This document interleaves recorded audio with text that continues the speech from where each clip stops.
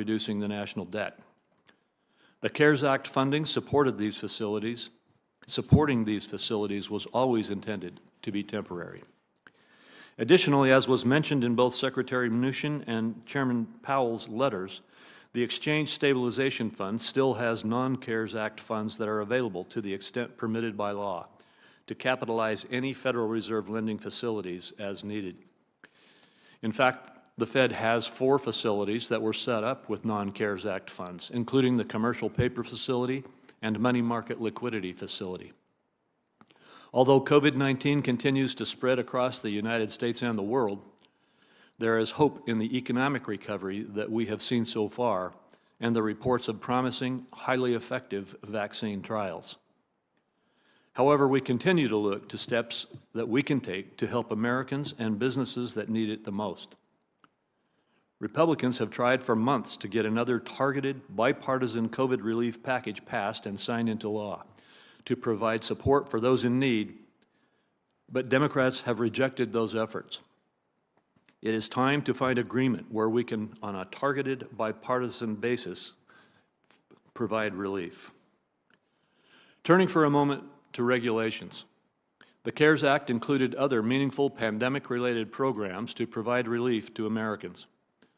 I've heard from banks and credit unions concerned about breaking through regulatory thresholds that stand to impose a much greater regulatory burden due to the temporary growth they've experienced from customer deposits and participation in pandemic-related programs, like the Paycheck Protection Program and the Economic Impact Payments. On November 20, the Fed, FDIC, and OCC took an important step to mitigating banks' regulatory burden by giving community banks under $10 billion more flexibility to use their asset size on December 31, 2019 for applying various regulations. I appreciate the banking agencies taking this action, which will foster a more certain regulatory environment for these banks and incentivize their participation in future pandemic-related programs, should they be needed. Secretary Mnuchin, as you know, housing finance reform remains a top priority of mine. And last year I released a housing reform outline which builds upon many of the same principles from previous efforts. While my preference was for Congress to pass a bipartisan deal, it is long past time to make the hard decisions and address this last unfinished business of the financial crisis. Because of that, I would encourage you and the director of the FHFA to continue to take important steps that move the system in the right direction. The status quo continues to be unacceptable. I want to thank each of you for joining the committee today to discuss the CARES Act and other critically important issues. Before I turn to Senator Brown for his opening, I also want to take some time to thank both Senators McSally and Jones for their contribution and time to this committee. I've enjoyed working with them, spending time with them, and getting to know them, and they will be missed. I wish you both the best. They will be missed. I wish you both the best. And finally, I want to thank Senator Brown and his staff for the time we've worked together on this committee. I've appreciated our time together on this committee and our friendship, even if at times we may not have seen eye to eye. Senator Brown. Thank you, Mr. Chairman. I welcome Secretary Mnuchin and Chairman Powell. Good to have both of you here.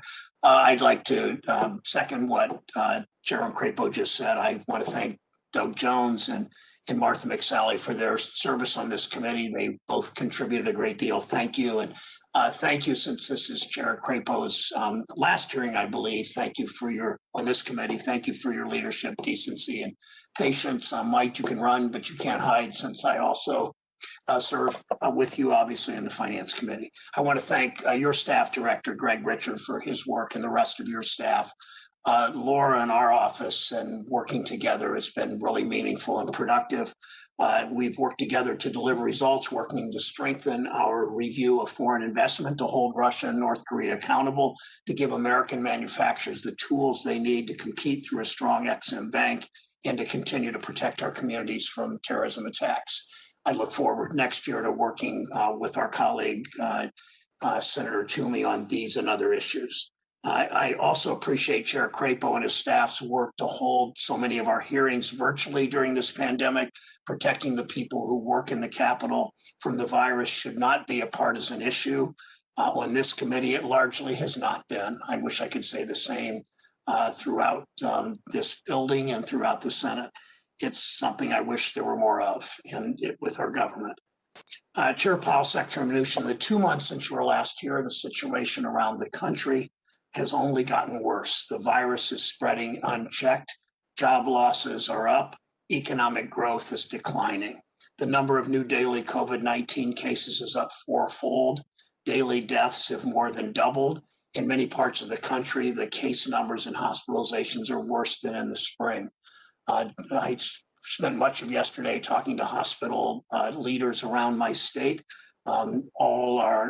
All feel besieged, all are doing their work. The healthcare workers, surely, as we know, are heroes. We simply don't give them enough support.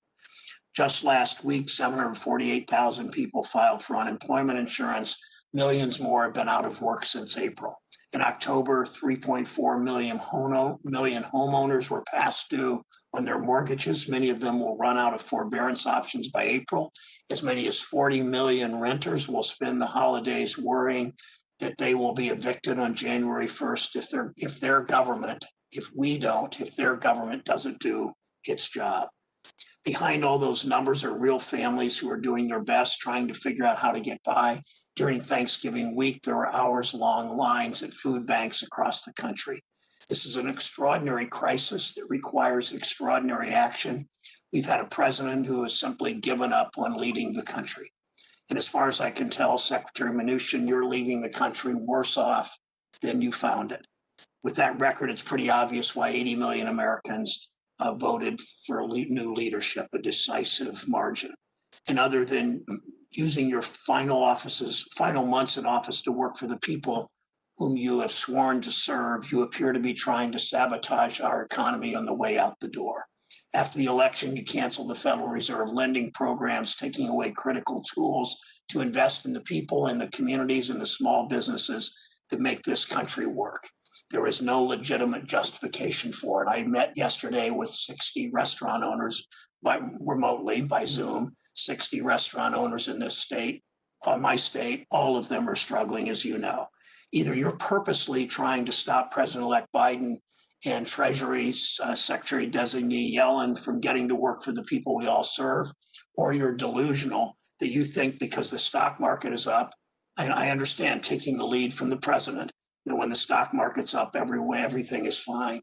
Either way, it's malpractice. It was only the end of October when you finally reduced the minimum loan size for the Main Street program to $100,000, so the program would actually work for small businesses and communities. But now, after all the waiting and adjusting, the Main Street program finally gets going. You take away another tool to help American businesses and workers. Even the policy head at the Chamber of Commerce said that shutting down the emergency lending programs, quote, closes the door on important liquidity options for businesses at a time when they need them most, unquote. It's always the same story, as you know, Mr. Secretary. When the biggest banks and the largest corporations need help, their allies in Washington spring into action. But when the rest of the country needs investment and support, you want to pretend we just can't afford it. You cited congressional intent as a flimsy justification for your decision. I can tell you right now, we didn't intend for struggling businesses to have to wait over 3 months to have access to the lifeline provided in the CARES Act. We didn't intend for the loan requirements terms to be amended several times. We certainly didn't intend for the legislation passed in March to be the only efforts the United States of America would take to fight a once-in-a-generation crisis. Anyone who has watched the news at all in the last month would know that this is the time for action, not for retreat. We watch hospitals fill up again. Our healthcare system is overwhelmed. Gig workers, self-employed workers lose their unemployment insurance just in 5 weeks, 4 weeks. Small businesses, local governments are running out of money. It didn't have to be this bad. We have the world's largest, greatest economy. We have the resources to rise to meet the challenge. But Secretary Mnuchin, you appear to believe this is the best we can do. In this election, Americans made it clear they didn't buy that.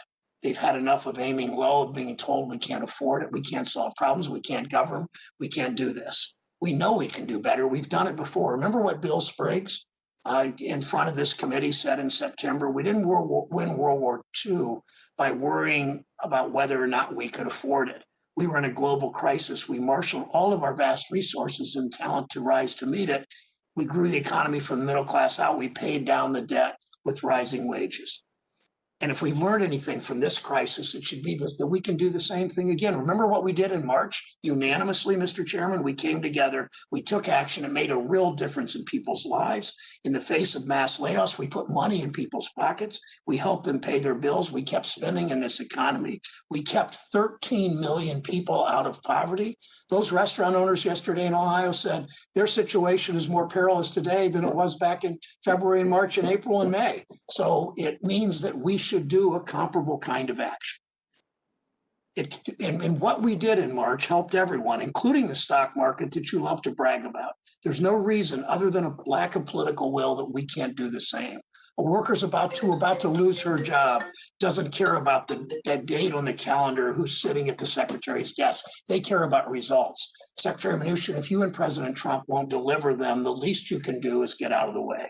I know Chair Powell has been clear in previous hearings, we need more stimulus to have any chance of a real broad economic recovery. We need a big stimulus package, one that reaches beyond Wall Street. The sort of emaciated McConnell version reached beyond Wall Street to Main Streets in Cleveland and Boise and Scranton and all over this country, that shows up in people's paychecks, not just corporate balance sheets. I hope today the American people will get reassurance that the Federal Reserve will be part of that effort. It's time for all of us to use every tool available to rise to meet this challenge. Thank you, Mr. Chairman. Thank you, Senator Brown. We'll now proceed to our witnesses. We will go in the order I introduced you. And Secretary Mnuchin, you may proceed. Thank you. Chairman Crapo, Ranking Member Brown, and members of the committee, I'm pleased to join you to discuss the Department of Treasury's unprecedented response to support the American people throughout the coronavirus pandemic. We continue to work to implement the historic CARES Act with speed, efficiency, and transparency, but our job will not be complete until every American gets back to work.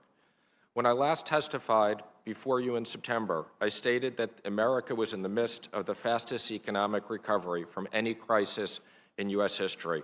I'm proud to say, while there is still more work to be done, that statement is even more true today. In the third quarter, GDP grew by 33% at an annual rate, beating all expectations and nearly doubling the previous record set in 1950. Americans are getting back to work. The October jobs report showed that the economy has gained back 12 million jobs since April, more than 50% of all lost jobs due to the pandemic. The private service sector, which includes those industries that were impacted by the initial economic shutdown, has regained 58% of the lost jobs. The unemployment rate decreased to 6.9%, a rate not expected to be achieved until the fourth quarter of 2021. The historic bipartisan CARES Act provided the economic relief critical to supporting our robust economy. Additional economic shutdowns, however, continue to impair this remarkable progress and cause great harm to American business and workers. Based upon the recent economic data, I continue to believe that a targeted fiscal package is the most appropriate federal response. I strongly encourage Congress to use the $455 billion in unused funds from the CARES Act to pass an additional bill with bipartisan support. The administration is standing ready to support Congress in this effort to help American workers and small business that continue to struggle with the impact of COVID-19. Treasury has been working hard to implement the CARES Act in a transparent and efficient manner. We've released significant amount of information to the public on our website, treasury.gov, and on usaspending.gov. In many instances, we released more information than what is required by the statute. We continue to cooperate with various oversight bodies, including the new Special Inspector General, the Treasury Inspector General, the Treasury Inspector General for Tax Administration, the new Congressional Oversight Commission, the GAO. We have provided regular updates to Congress, with this marking my 8th appearance before Congress for a CARES Act hearing. We have also devoted significant resources to responding to numerous congressional committees and individual members of Congress on both sides of the aisle. We appreciate your interest on these issues. We remain committed to working with you to accommodate Congress's legislative requests and to further advance our whole-of-government approach to defeating COVID-19. I'd like to thank the members of the committee for working with us to provide critical economic relief to the American people, and I'm pleased to be here to answer any questions. Thank you. Chairman Powell. Chairman Crapo, Ranking Member Brown, and other members of the committee, thank you for the opportunity to update you on our ongoing measures to address the hardship wrought by the pandemic. Pardon me. Our public health professionals continue to deliver our most important response, and we remain grateful for their service. The Federal Reserve, along with others across government, is using its policies to help alleviate the economic burden. Since the pandemic's onset, we have taken forceful actions to provide relief and stability, to ensure that the recovery will be as strong as possible, and to limit lasting damage to the economy. Economic activity has continued to recover from its depressed second quarter level. The reopening of the economy led to a rapid rebound in activity, and real GDP rose at an annual rate of 33% in the third quarter. In recent months, however, the pace of improvement has moderated. Household spending on goods, especially durable goods, has been strong and has moved above its pre-pandemic level. In contrast, spending on services remains low, largely because of ongoing weakness in sectors that typically require people to gather closely, including travel and hospitality. The overall rebound in household spending is due in part to federal stimulus payments and expanded unemployment benefits, which provided essential support to many families and individuals.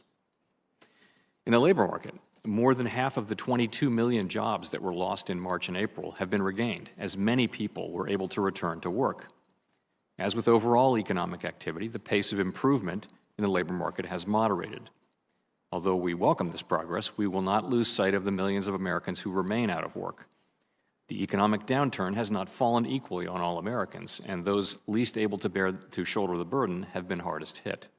In particular, the high level of joblessness has been especially severe for lower-wage workers in the service sector, for women, and for African Americans and Hispanics. The economic dislocation has upended many lives and created great uncertainty about the future. As we've emphasized throughout the pandemic, the outlook for the economy is extraordinarily uncertain and will depend in large part on the success of efforts to keep the virus in check. The rise in new COVID-19 cases, both here and abroad, is concerning and could prove challenging in the next few months. A full economic recovery is unlikely until people are confident that it's safe to re-engage in a broad range of activities. Recent news on the vaccine front is very positive for the medium term.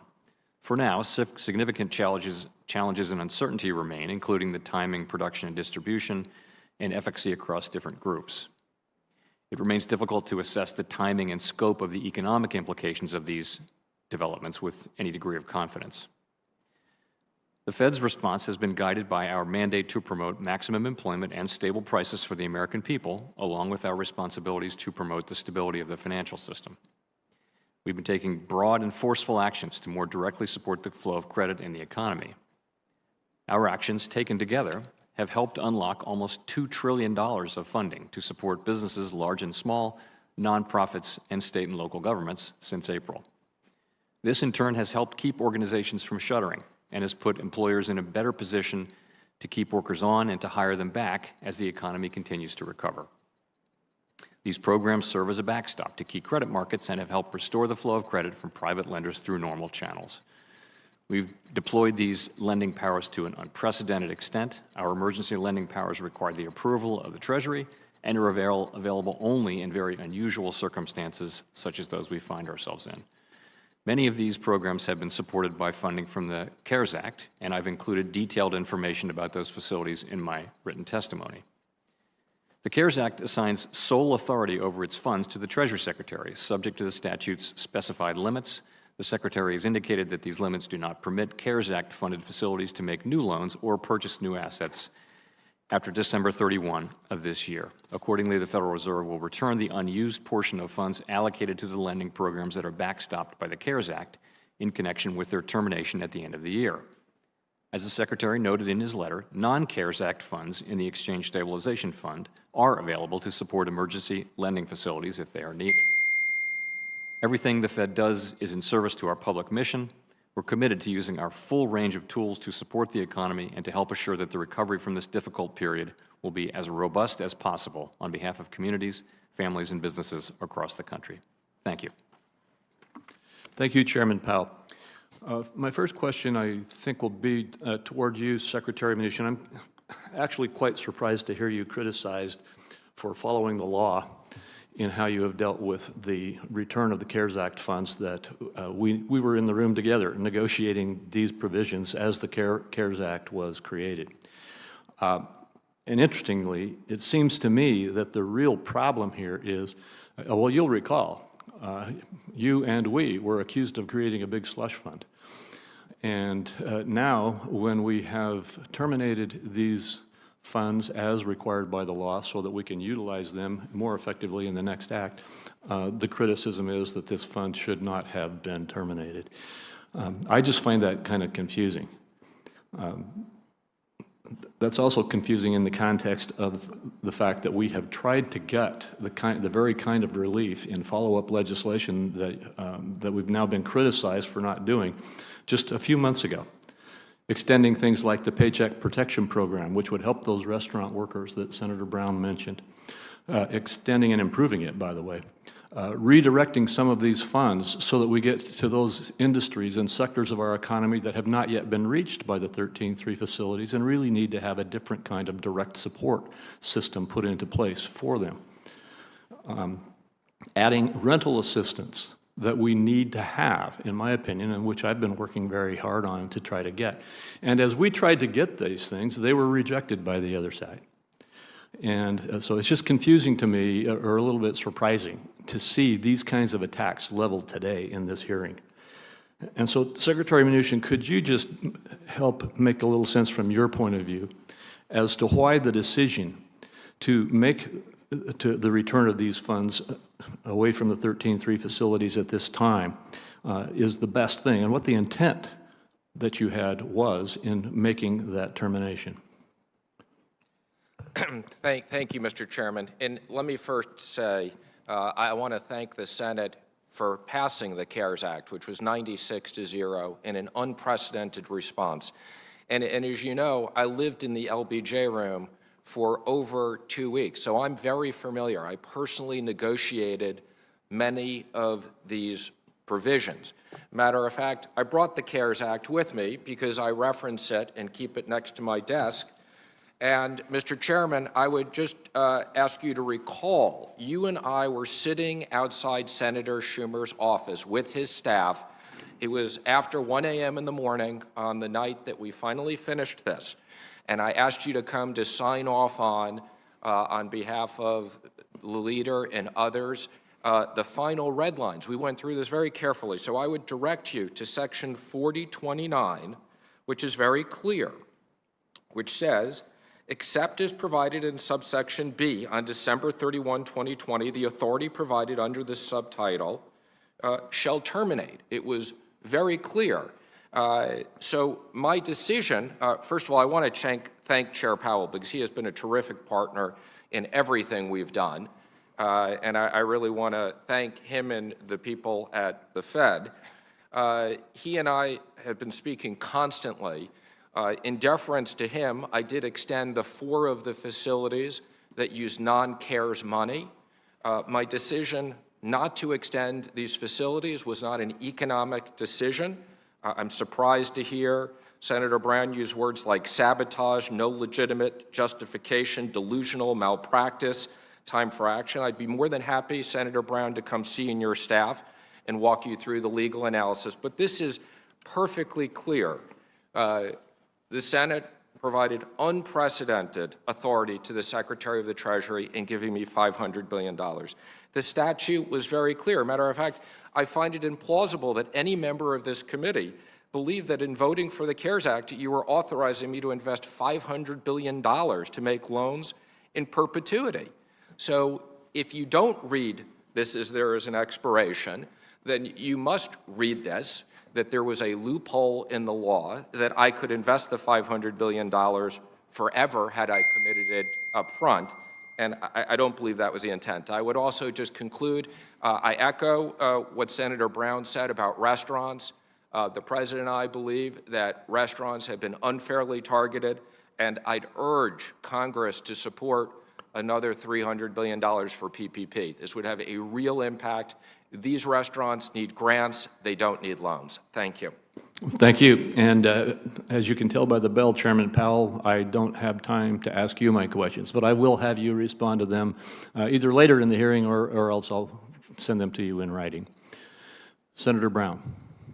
Thank you, Mr. Chairman. Secretary Mnuchin, I see by your testimony today, you really don't understand what's happening in families across our country, almost celebrating your marvelous work of you and the President that the country so decisively rejected. One of my favorite Abraham Lincoln quotes is he used to talk about going out and getting his public opinion bath. It's pretty clear. I appreciate what you said about restaurants, but it's pretty clear that you have left behind, the administration's left behind, the President is only concerned about seeing something that's not there, fraud in an election, as so many Republican judges and a few courageous Republican office holders have spoken out against about. On our last hearing, I asked you and Secretary Powell to read a piece by ProPublica about a small business owner in Cleveland whose business couldn't get help, while the giant corporation occupying the same building has gotten plenty of taxpayer support while laying off its workers. I'm hoping you would have read it and made a more serious effort to understand what's happening in places like Cleveland and Mansfield and Shelby and Springfield, Ohio. Millions of American workers are still struggling. Millions more are out of work. All the numbers are going in the wrong direction. You wouldn't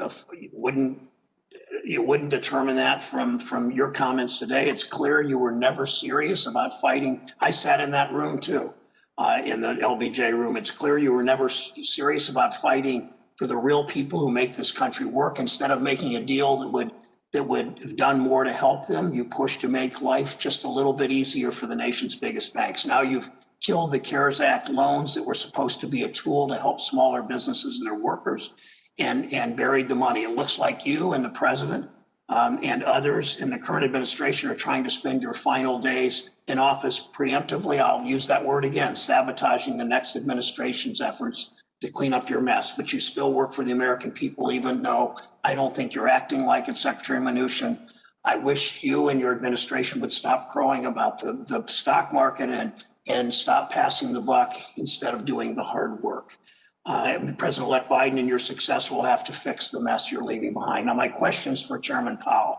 Chairman Powell, you were around at the beginning of you'll be around at the beginning of the next administration. You'll be part of the cleanup crew. You've made clear, and I appreciate the conversations we've had where you've made clear that Congress needs to do more fiscal support. You've also committed recently that even if we take bold action, we're not going back to the same economy, and that it will be more difficult for workers going forward. So my question is this: we've seen how the Fed and Treasury action supported the stock market and benefited the wealthiest people in this country. What can the Fed do, Chair Powell, to make sure that workers don't get left behind again?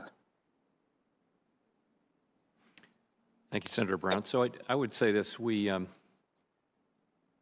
have provided and will continue to provide very strong support for the economy and for workers in particular through the use of our tools. And we remain committed to using all of our tools to their fullest extent for as long as is necessary to get us through this difficult period. We've thought about this collective effort, this government-wide effort, as one that involves getting the people and the businesses that constitute the economy across the chasm created by the pandemic, getting them safely to the other side, to the post-pandemic economy. And I think, frankly, that the fiscal policy, particularly the CARES Act, deserves the lion's share of the credit in creating that bridge so far. It may be that we need more on that front, but from the standpoint of the Fed, you can be sure that we'll continue to use our tools. And by the way, those tools would include Section 13.3 facilities, which remain available to us under the law. And as the Secretary pointed out in his letter, they can be backed up by exchange stabilization funds should the legal requirements for such funds be met. Chair Powell, does the Fed have an obligation to address the problems of inequality that many argue Fed actions have amplified, especially in addressing inequality in communities of color? But I think inequality is a very important and ever more broadly understood problem in our economy. These persistent disparities along racial and gender and other lines really hold our economy back. I think that the Fed has a contribution to make there. It is not the principal contribution. I think that really fiscal policy and Congress has, and the private sector too, have very important roles there. What we can do is a lot of what we're doing, which is to focus on maximum employment, which is your order to us.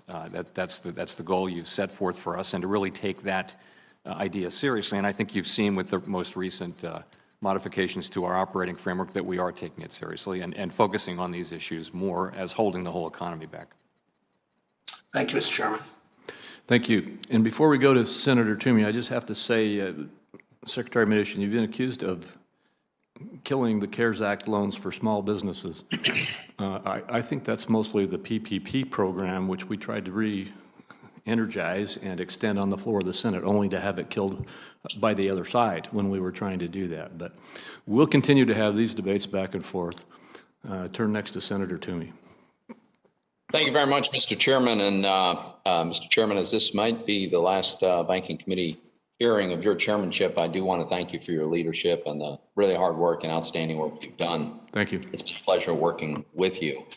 What I want to do is, first of all, I want to applaud Secretary Mnuchin for closing the 13-3 facilities by year end exactly as the law requires and as Congress clearly intended. I want to thank Chairman Powell for returning the unused CARES funds back to the Treasury. Fact is, Congress entrusted both of you with some extremely powerful, unprecedented, emergency, and yet temporary tools. And I commend you for working together to deploy those tools for their intended purposes and then putting them away now that that specific purpose has been achieved. And I think it's important to review what was happening and why we designed the CARES Act as we did. The fact is, in March, we had unprecedented turmoil in our capital markets, threatening the ability of businesses, municipalities, states to access capital and credit. Credit markets were on the verge of completely freezing up. There was a mass investor flight to cash. In many cases, there were no buyers in sight. Private credit wasn't flowing to any institutions that needed it. And this freezing of our financial system was a very serious threat that it could precipitate a full-blown depression that would last for who knows how long. Kent Heitshaw, the Deputy Associate Director for Financial Stability at the Fed, noted in a congressional oversight testimony, and I want to quote because he summarizes this very well. He said, "The conditions that prevailed in March were unprecedented, far worse than during the onset of the financial crisis in late 2008, or even in the days after 9/11, when the municipal market was briefly closed. Interest rates soared, mutual fund investors pulled over $41 billion of assets out of the market in less than 3 weeks, and market functioning deteriorated to the point that buyers and sellers had difficulty determining prices.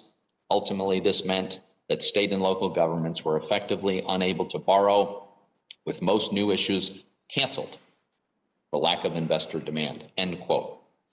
Mr. Chairman, that was the problem that Congress was seeking to address, to solve, by providing the CARES Act funding for temporary emergency facilities. Congress's intent was clear. The facilities were designed to create a liquidity backstop until the crisis passed, and then cease operations no later than the end of 2020 in any case.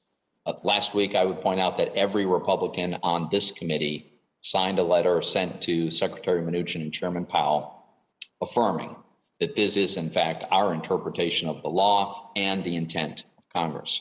I also think it's important to underscore how remarkably successful these facilities were in achieving that intended purpose of stabilizing credit markets and restoring the flow of private credit. In fact, it worked better than I think most of us thought even possible. Markets didn't just improve, They didn't just restore liquidity, but we reached record volumes of debt issuance. We did so at low spreads, low yields, affordable interest rates. Regional banks extended credit to their customers. And according to business surveys, unmet demand for credit among creditworthy borrowers is almost non-existent. So let me go through some of the arguments that we've heard for why we should not have closed down these facilities, because I think they're all mistaken. One was that the viability of the credit markets depends on these backstop facilities. Well, that's clearly been disproven by the fact that the announcement of their end brought absolutely no disruption to any financial markets that I can tell at all. The second suggestion by some is that, well, we need to keep these facilities around because, some bad thing might happen someday in the future. Well, it's always been the case that you could imagine some bad thing happening in the future. If some terrible thing were to happen to threaten the viability of our financial markets, then the Treasury and the Fed should come back to Congress and ask for appropriate facilities at that time. Others point out that there are whole industries that are actually in big, big trouble. That is a true fact, especially travel and hospitality and entertainment, where consumer demand has basically disappeared.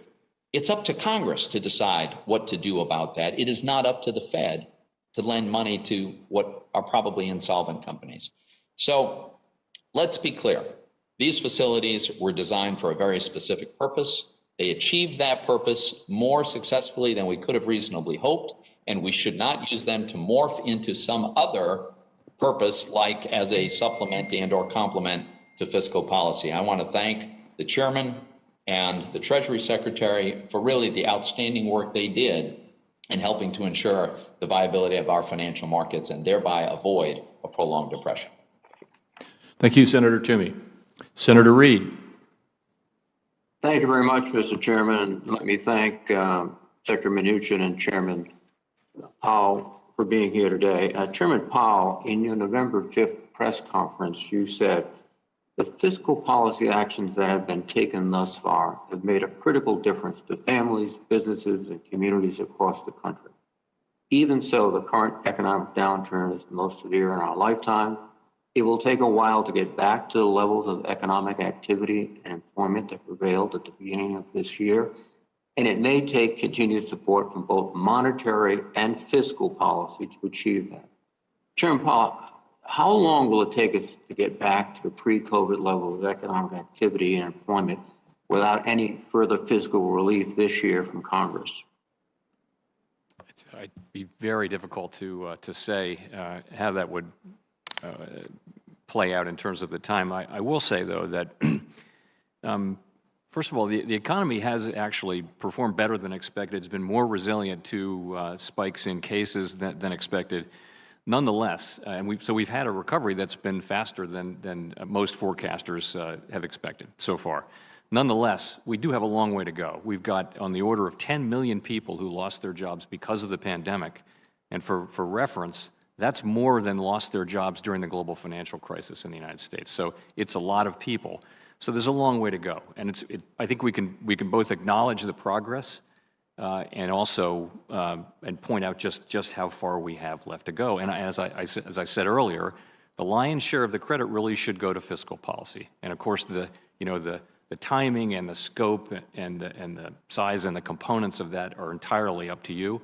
I just point out that we'll use our tools until the danger is well and truly past, and that it may require help from other parts of government as well, including Congress. Well, thank you, Chairman Powell. Also, in your November 5th press conference, you pointed out to the collective desire to keeping this episode short as it can be and avoiding unnecessary business bankruptcies, unnecessary household bankruptcy, unnecessary long-term phase of unemployment. And there's a real threat of those things, and we're trying to do everything we can to minimize them. We're beginning to see that right now. Several of my colleagues have alluded to the fact that as these eviction and foreclosure moratoriums expire, there could be thousands and thousands of people thrown out of their homes, which will affect, I think, the financial markets. And in that case, it might be good to have a facility backed by the CARES Act.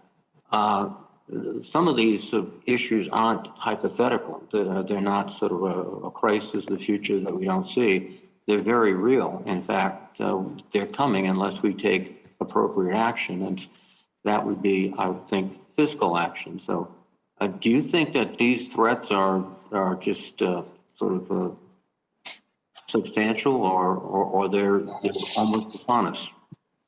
So as I mentioned in my testimony, Senator, I think there's a real distinction between the near term and the medium term. In the near term, we see the spread of the disease, and what we're hearing from businesses and from, we met with a group of community bankers that we regularly meet with a week or so ago.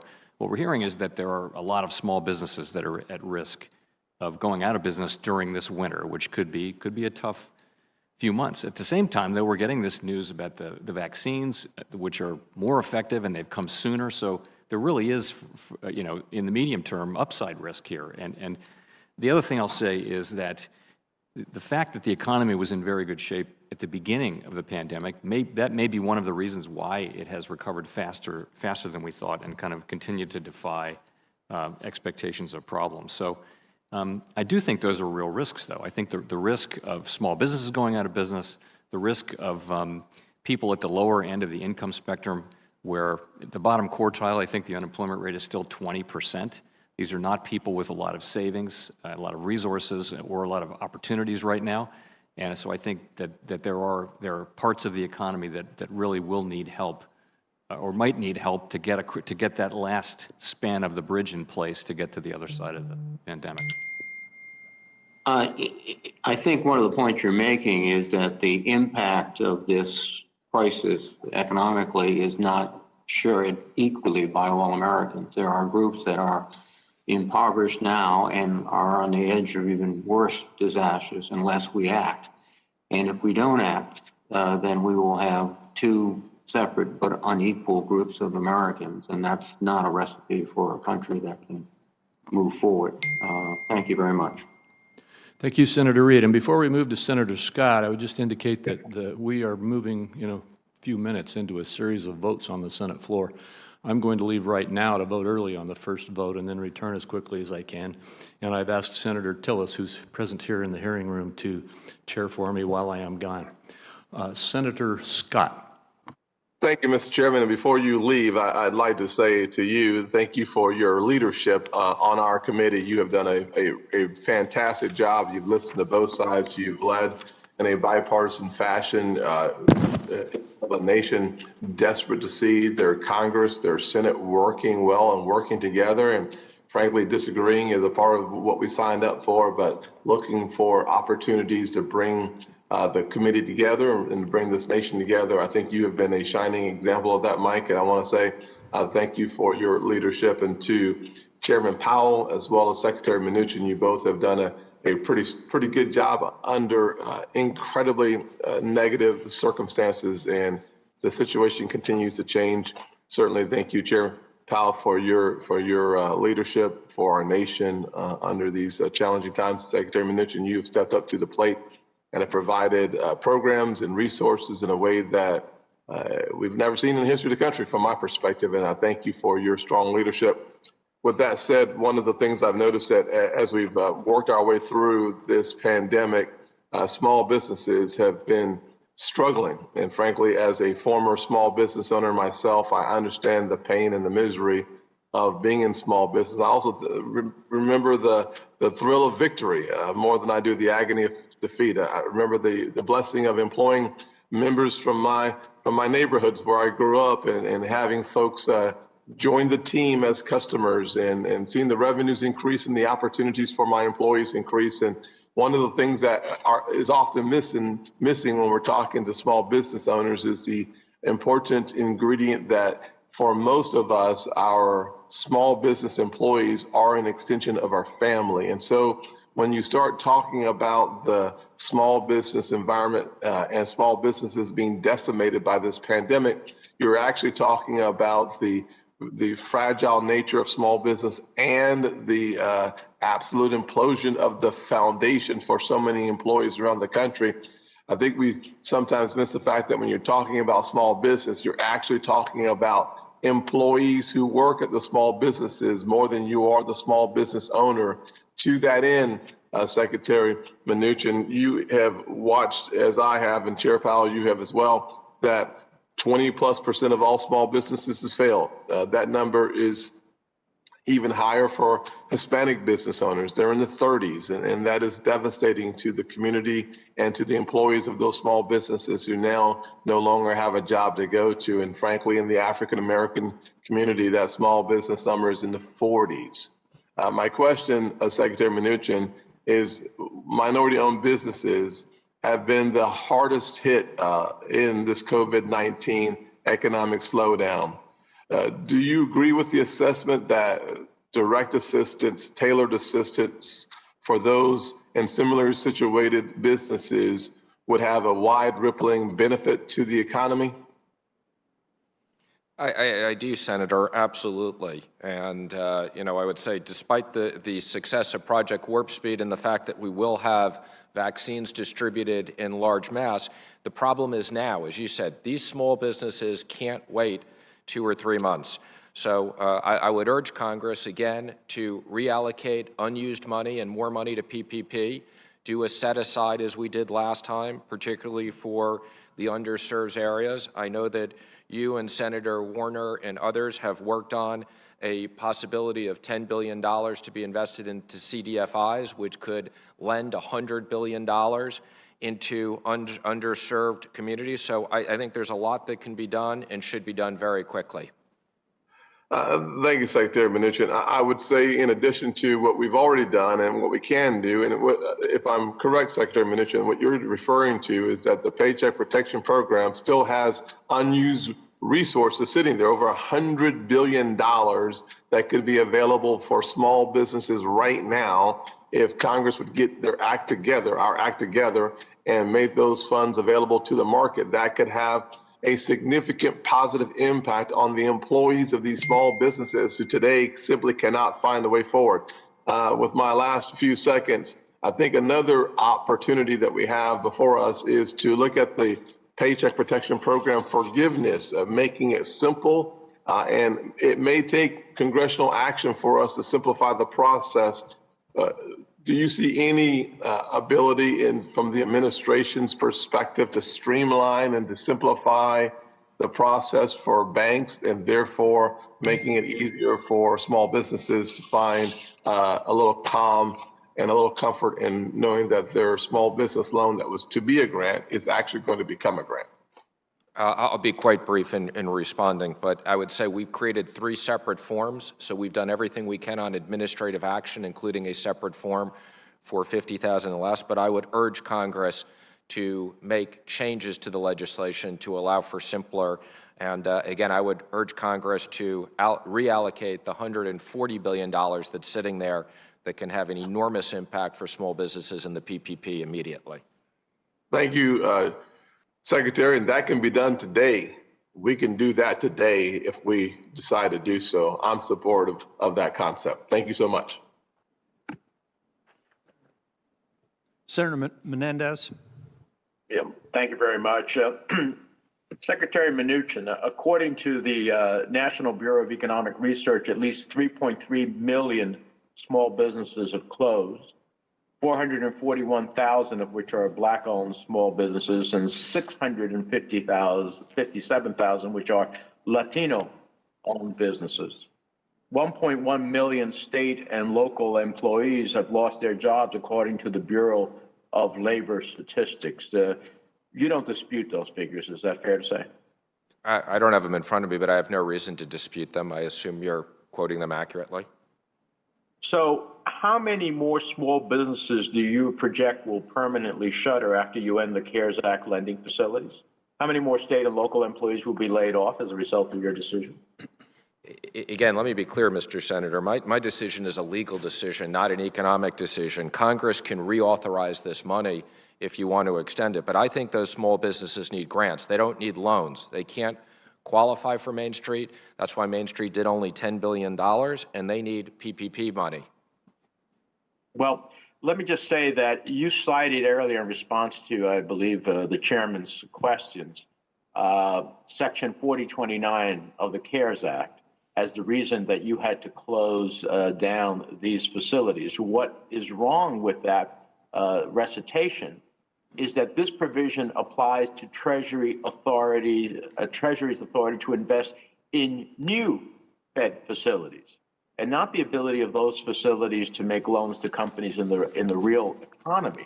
So while I may agree with you on grants, in the interim, we need to use every tool we have. No one will be better off after you end the CARES Act facilities.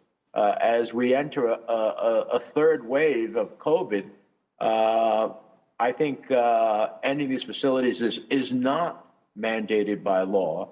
It's important as an economic backstop. It will have real and harmful consequences on our recovery, on our businesses, on American workers. During your previous appearances before the committee, not a single member, we went through the records, even suggested that you should close the facilities. In fact, most of us on both sides of the aisle, Chairman Crapo, Senator Brown, Senator Tillis, myself, and others have been urging you to make changes to the facilities so that they can provide more relief to businesses and state and local governments.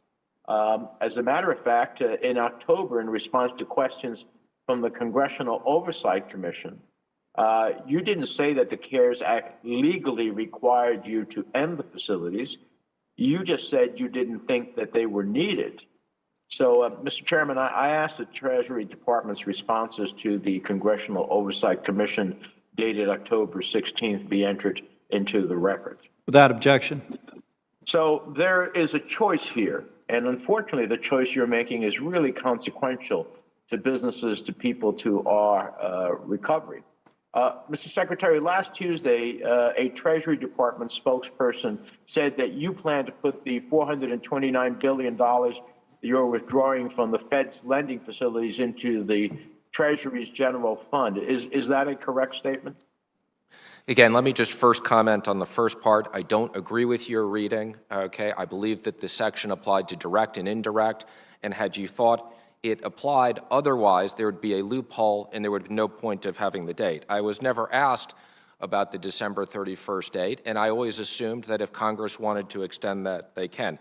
Now, as regards to the proceeds, let me direct you, Section 4003, which talks about the deposits of proceeds. Again, it is my intent to completely follow the law, and the law requires the amounts transferred to go to the financing account and then to repay any money lent to Treasury. So again, we will completely follow the law. This is not discretionary. Again, I urge Congress, if you want to extend this, bring back legislation which would authorize me to do it. You can keep putting the onus on Congress when, in fact, you have the abilities. Let me read to you Section 4027 of the CARES Act that provides Treasury with the appropriation of these funds, quote, to January 1st, 2026, any funds described in paragraph 1 that are remaining shall then be transferred to the general fund of the Treasury. It doesn't say by or no later than January 1st, 2026.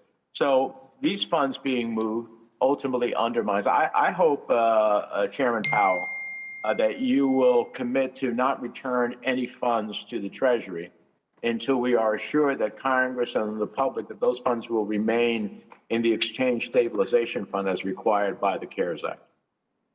Just for the record, they don't go back into the Exchange Stabilization Fund as I cited in the Act. Senator Cotton. First off, I want to join our colleagues in thanking Chairman Crapo for leading this committee so ably. I do want to point out, though, to paraphrase Mark Twain, reports of his demise may be greatly exaggerated. He's not going anywhere. He's still going to be a senator. He's simply going to be chairing the Finance Committee next year, but we've all appreciated his leadership.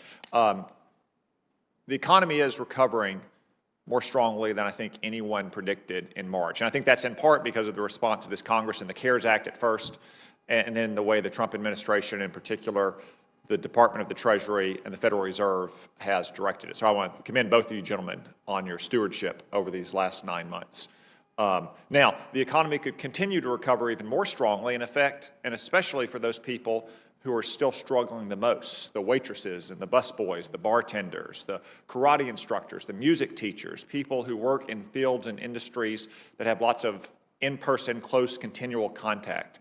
So there's two things we can do to help solve that problem immediately. One is to tell these Democratic governors and mayors to stop with their irrational lockdowns. Tell the governor of California, Gavin Newsom, not to lock down small mom and pop restaurants while he goes off with all of his lobbyist buddies to eat at the French Laundry, one of the world's most expensive and exclusive restaurants, paying $300 for caviar and truffles. Second, for Congress to pass a new coronavirus relief bill. We all have bipartisan agreement to support those people who are still in need, yet Chuck Schumer and Nancy Pelosi will not relent on their $3.5 trillion wish list. They want to hold up funding for small businesses and for restaurants and for industries like airlines, money to help schools reopen in some states or stay open, as the case is in Arkansas, so they can get things like welfare checks for illegal immigrants. Or they can override state voting laws, or let violent felons out of prison, things that have nothing to do with the coronavirus. Those are the two most important things we could do to help those who are still struggling from this virus get back to work until vaccines are approved and widely distributed. What will not help, what was not designed to help, were the 13-3 programs that have been so much the point of discussion in this conversation today. The 13-3 facilities have achieved their purpose. The reason we wrote it and the reason members of this committee helped draft that language in March was to stabilize credit markets, to help ensure the flow of credit to fundamentally credit-worthy businesses and states and cities.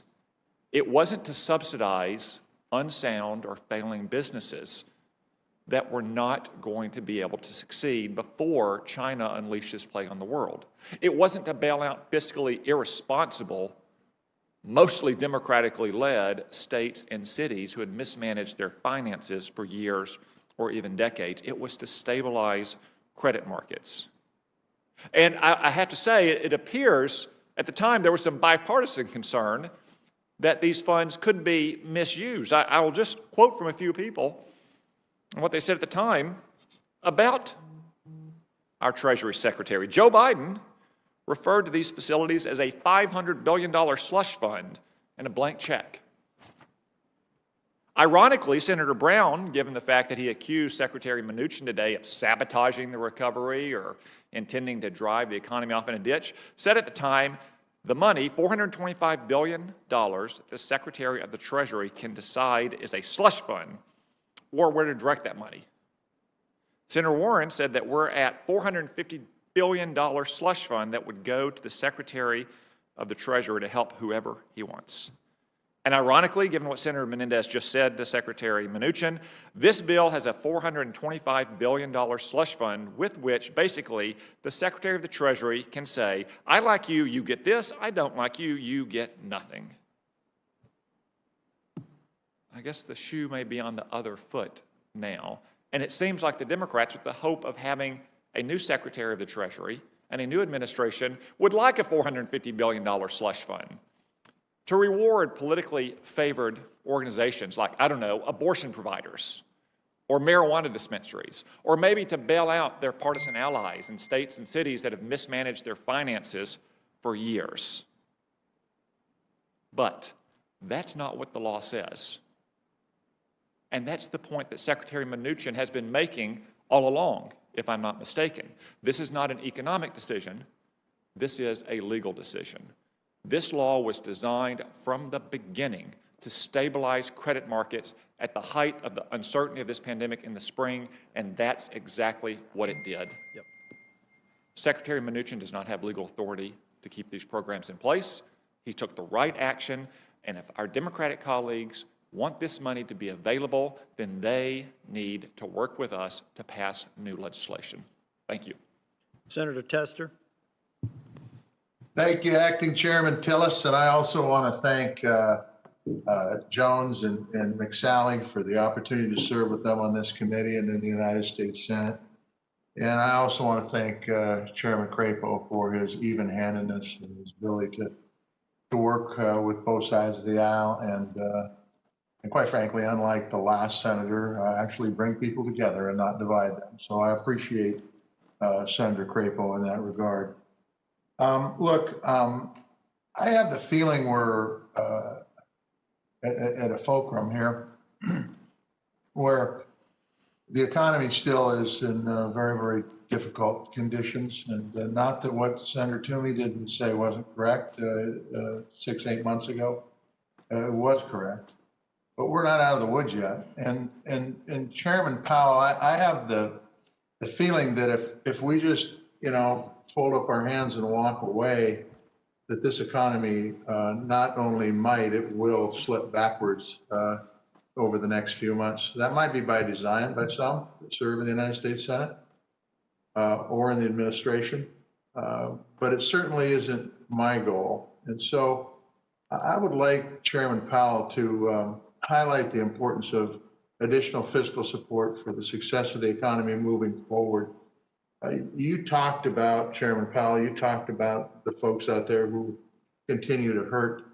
And I will tell you that I think it's bigger than just a PPP program extension. I think our healthcare system is, quite frankly, stressed to the max. In Montana, I'm not sure there's any beds available for this pandemic right now. They're all full. And I can tell you, I think that's the way it is in many parts of the state. So when we talk about not locking down, let's go bury our heads in the sand and assume that this pandemic hasn't even happened and it has no importance. I got news for you. My wife's been in treatment for cancer, and the cancer, she will survive.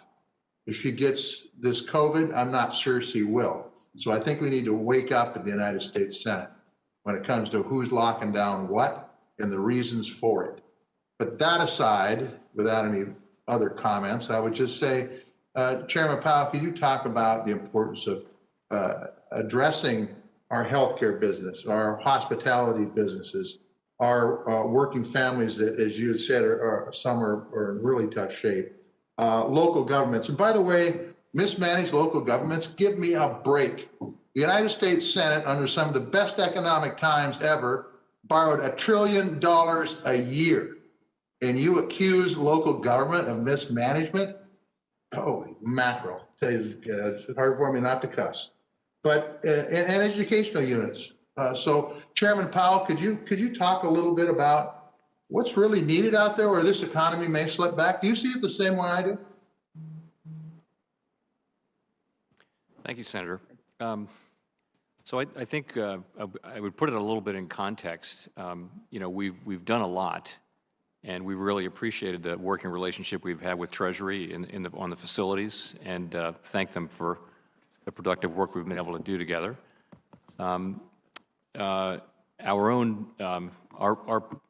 Our thinking is that we would have left facilities in place to be backstops. We don't question the Secretary's decision about the CARES Act money because that's entirely his decision to make, but I think central banks generally would have done that.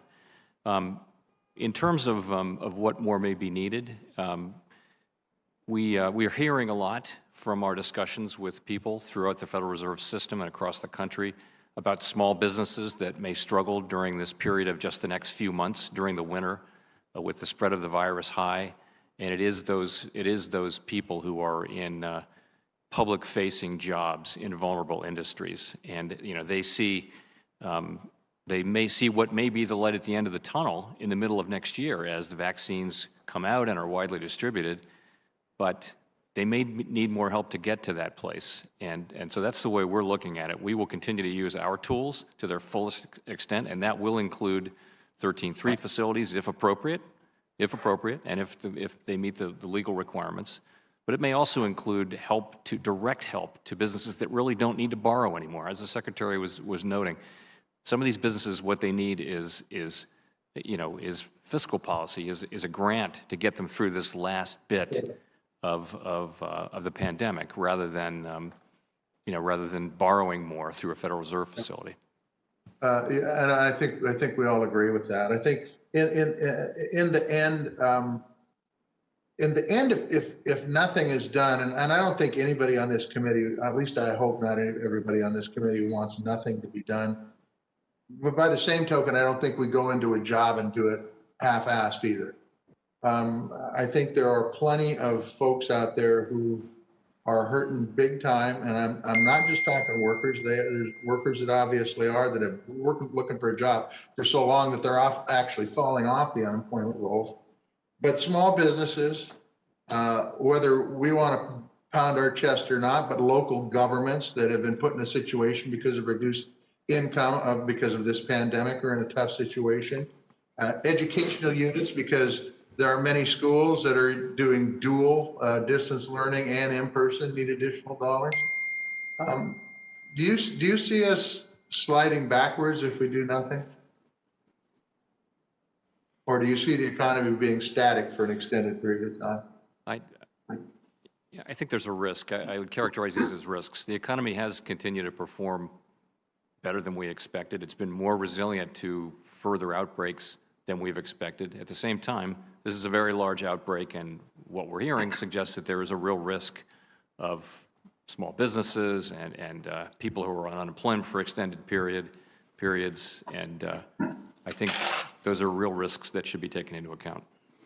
I want to thank both Chairman Powell and Secretary Mnuchin for being here today. I appreciate your work.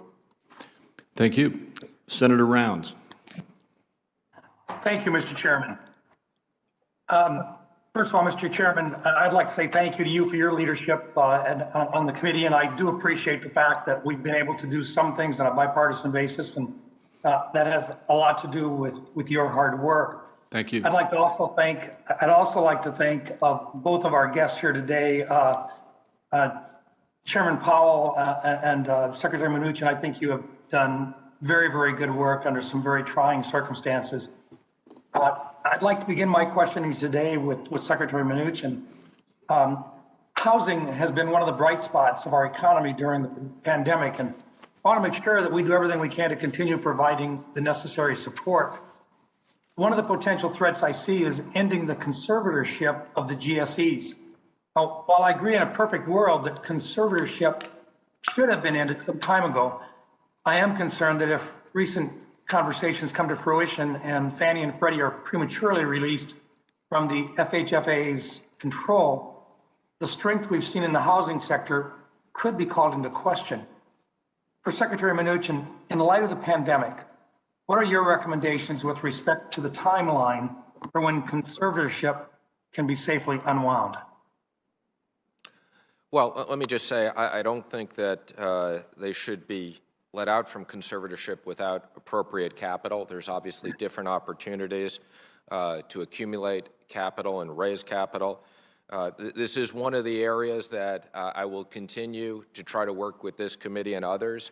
I think there should be housing reform. I think that the appropriate scenario is for these to have real capital and ultimately them be released. Thank you, sir. Chairman Powell, follow-up. The Federal Reserve is the largest investor in mortgage securities. Would you share your thoughts about the impact to the housing market if an end to conservatorship were to occur prior to the time in which the pandemic impact has been eased? I would just echo the Secretary's point that I think I would certainly like to see the GSEs return to private hands over time and the housing finance sector and system standing on its own 2 feet with a lot of private capital behind it. I think it's something that time needs to be taken on, and I would applaud the new capital standards that have been put in place, but that capital still has to be raised, and I do think it's something to do carefully, and I know that's consistent with what the Secretary is thinking. Thank you. I appreciate also the flexibility that our banking regulators have given financial institutions who have wanted to work with customers experienced with the COVID-related hardships. Unfortunately, not many of us thought that the pandemic would last as long as it has in several sectors of the economy, like the airline industry, travel, hospitality, all still face challenges. What do we need to be doing to support the financial institutions who want to continue working with customers in these hard-hit industries. And I know we talk about targeted and specific assistance, but financial institutions have really been right in the middle of this whole thing. And the expectation has been that we have allowed them flexibility. I think it'd be very helpful to hear each of you, your thoughts in this particular issue. And in this case, I'd ask Chairman Powell to go first. So I think the most important thing is that as the economy recovers, companies are recovering, and the more they recover and the faster they recover, the smaller the losses will be. I also think we will continue to encourage banks to work with their borrowers and continue to keep in place the very targeted relief that we've provided, which doesn't undermine safety and soundness in any way, but that allows banks the room to do what they want to do, which is to serve their customers. So we wouldn't want supervision and regulation to undermine the process of working with customers where it doesn't implicate safety and soundness. Secretary Mnuchin? I would just echo the chair's comments, and I think they've done a very good job across regulators in providing the right flexibility. Thank you. And Mr. Chairman, I will yield back my final 15 seconds. Thank you. Deeply appreciated. Senator Warner. Chairman, let me also echo what all my colleagues have said. Thank you for your leadership on this committee, and let me thank you in particular, and Secretary Mnuchin and so many of us on both sides of the aisle for your help on putting together a plan to help Black and Latino businesses that have been particularly hard hit by COVID. Thank you, Mark. You may know that this morning a bipartisan group of senators announced, which I was proud to be part of, an emergency relief framework that would help us get through what I fear will be the worst days of the pandemic coming ahead. I don't think the stakes should be higher. We all know that UI will start running out for folks the day after Christmas. We know we've seen the food lines across our country. We know that small businesses are on their last legs. We know that many state frontline workers will soon have to be laid off. And literally, we could have millions of people put out of their homes as early as middle of January.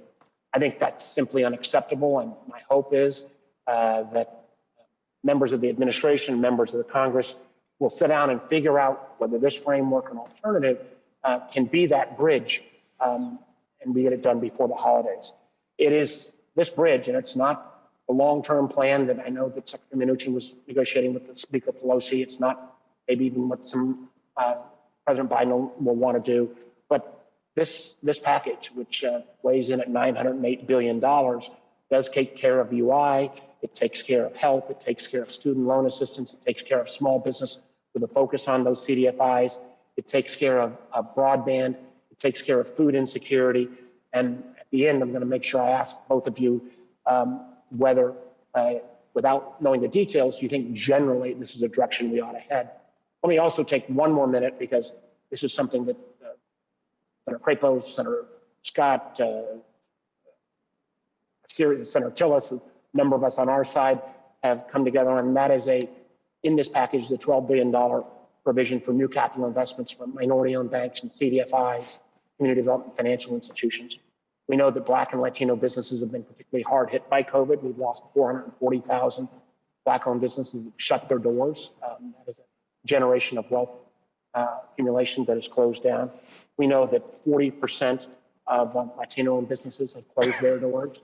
I heard, for example, from Dr. Anna Peoples, a constituent of mine who 5 years ago opened up People's Pharmacy and Diabetic Center in a low-income neighborhood in Norfolk. COVID-19 hit her business really hard, and she said, I treat folks the way I want you to treat me, and when you ask and walk through the door, I want to receive compassion and care that you deserve. That's exactly what they do. Her business is on the brink of shutting down, and Mr. Chairman, I would ask that her article from the news story about Ms. People's business be turned into the record. Without objection.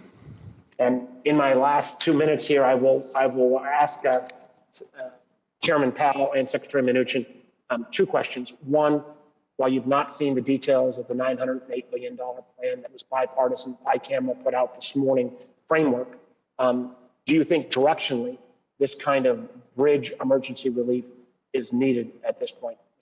Chairman Powell, would you go first?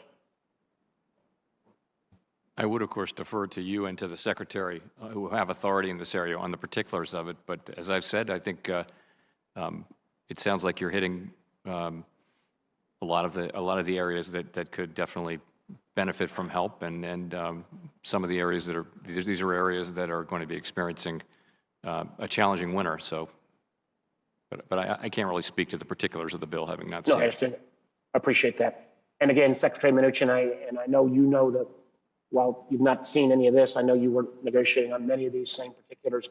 Again, directionally, without going into particulars, do you think this kind of effort is needed?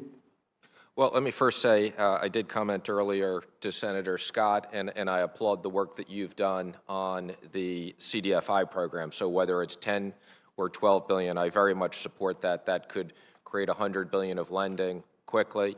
I look forward to reviewing with you the overall package. I do think that more fiscal response is needed.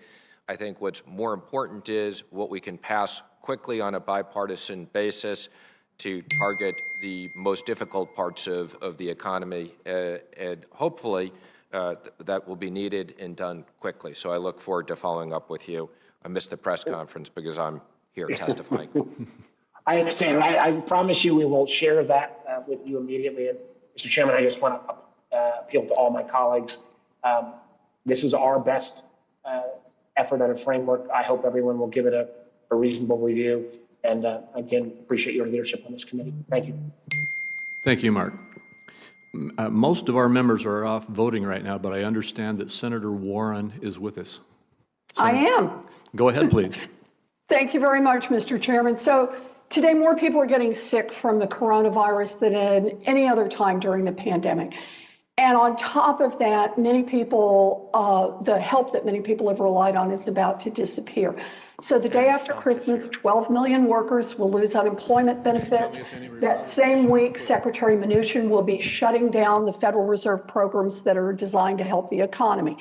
So, Chair Powell, you have been clear about the need for more fiscal support to help families and businesses get through this crisis. So let me ask you specifically about help to individuals that puts more money in their pockets during an economic crisis. This is kind of economic stimulus 101. If individuals have a bit more cash to spend every month, that helps them, but it also helps the economy, right? Yes. Okay, so there are two ways to get more money into people's pockets. The first is providing payments like stimulus checks or unemployment insurance, which I strongly support.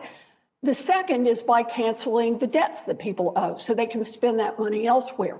The largest category of household debt, other than mortgages, is student loans, and most of that debt is owed directly to the federal government.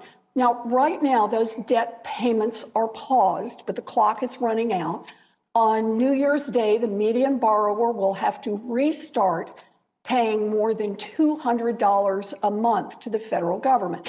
That's at a time when our economy needs people to be able to spend more money, not less. So, Mr. Chairman, you've said in testimony before Congress that you think that rising student debt is, quote, the main concern when looking at the overall household debt picture. You've also said, quote, it's been rising fast and is now large. There is increasing evidence that shows that students who can't pay that debt have difficulty having normal economic lives and buying homes and things like that, end quote. Mr. Chairman, would you agree that high levels of student debt will have a negative impact on our economic recovery if millions of households have to reduce spending in order to make debt payments? So others and I have been calling out the rising student debt for some years now, particularly since we've singled it out for not being able to be forgiven in insolvency among all different kinds of debt. So that's a longer-term problem. In terms of what appropriate relief would be, what relief would be appropriate here in the current situation, I would have to defer to those who have authority to make that decision. Well, I'm not asking you about what the question is about what Congress should do. I'm asking you the question about what it does to the economy if people who, instead of spending that money in the economy, are spending that money by sending money back to the federal government on their student loan payments. That is a problem for the economy, is it not?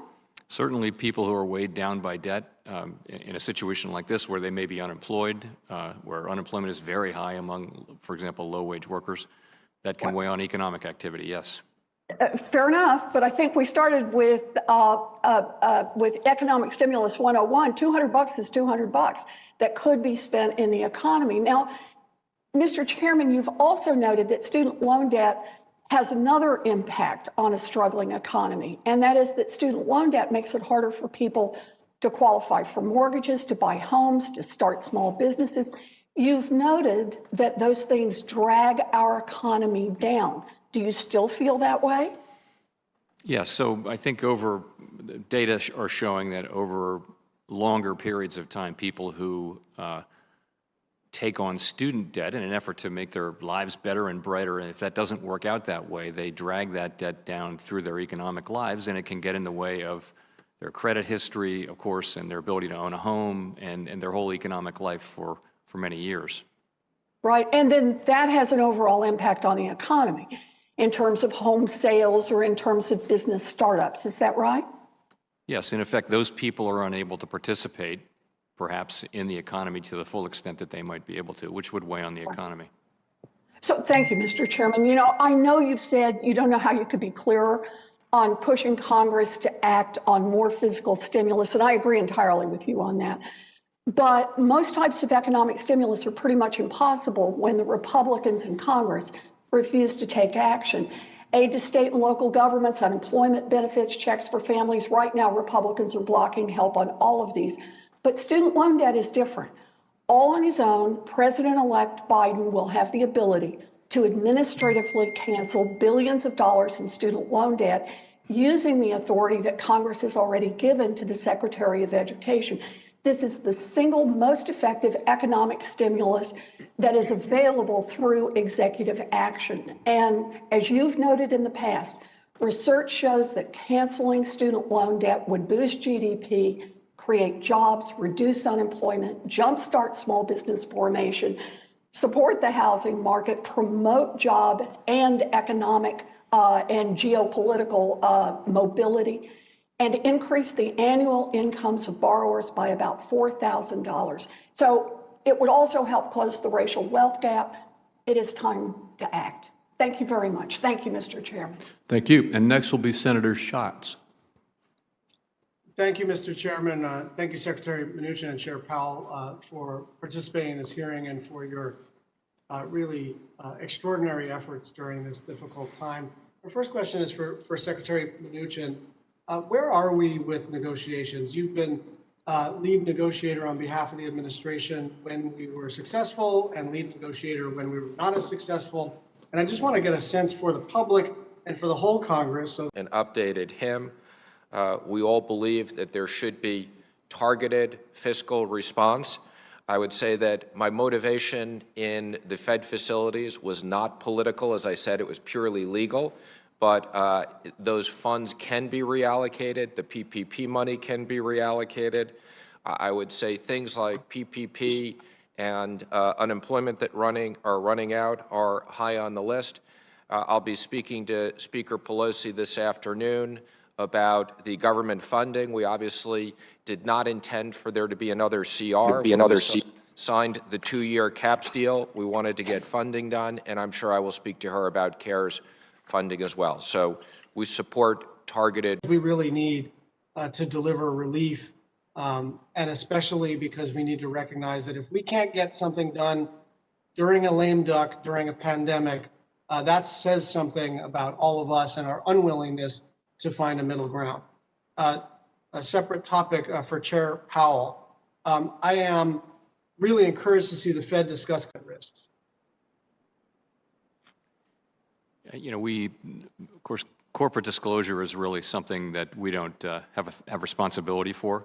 I think what we're talking about is sort of a general idea. At this stage, it's an early stage in trying to understand the implications of climate change for financial stability. And thank you for calling out our box. I thought that the box we put in our financial stability report did a good job of laying out the connections that we do see. But I think we're a long way from understanding really what that means. I think the public will expect that we do figure out what are the implications of climate change for financial stability, and that we do put policies in place. Some of that will be through disclosure, and some of it will be through many other channels. So the Fed staff is actively conducting research on climate-related financial risk. What kinds of tools are you developing, and what kind of data sets do you need to measure that risk? Well, I mean, again, it's early to be talking about, really, as you pointed out, there's a great deal of research going on in the economics community, and we have probably the largest economics staff, certainly in the United States, one of the largest in the world, and there are people working on climate change and the implications of climate change for the economy and for financial stability. And it's a little early to say exactly what those tools will do. And I guess I ought to start by saying that the broad response to climate change on the part of society really needs to be set by elected representatives. That's you. We see implications of climate change for the job that you've given us, and that's what we're working on, is just that aspect of it. The broader aspect of it really is for elected representatives. Absolutely, and Chairman, I agree with you. Risk is risk. You are charged, at least partly, with measuring the risk in the financial system. You are not charged with solving climate change. That's the policymaking part of the government. But it is important that you fulfill your statutory mandate to make sure that risk is measured accurately. And one final thought here, I'm not sure it's so much that it's early.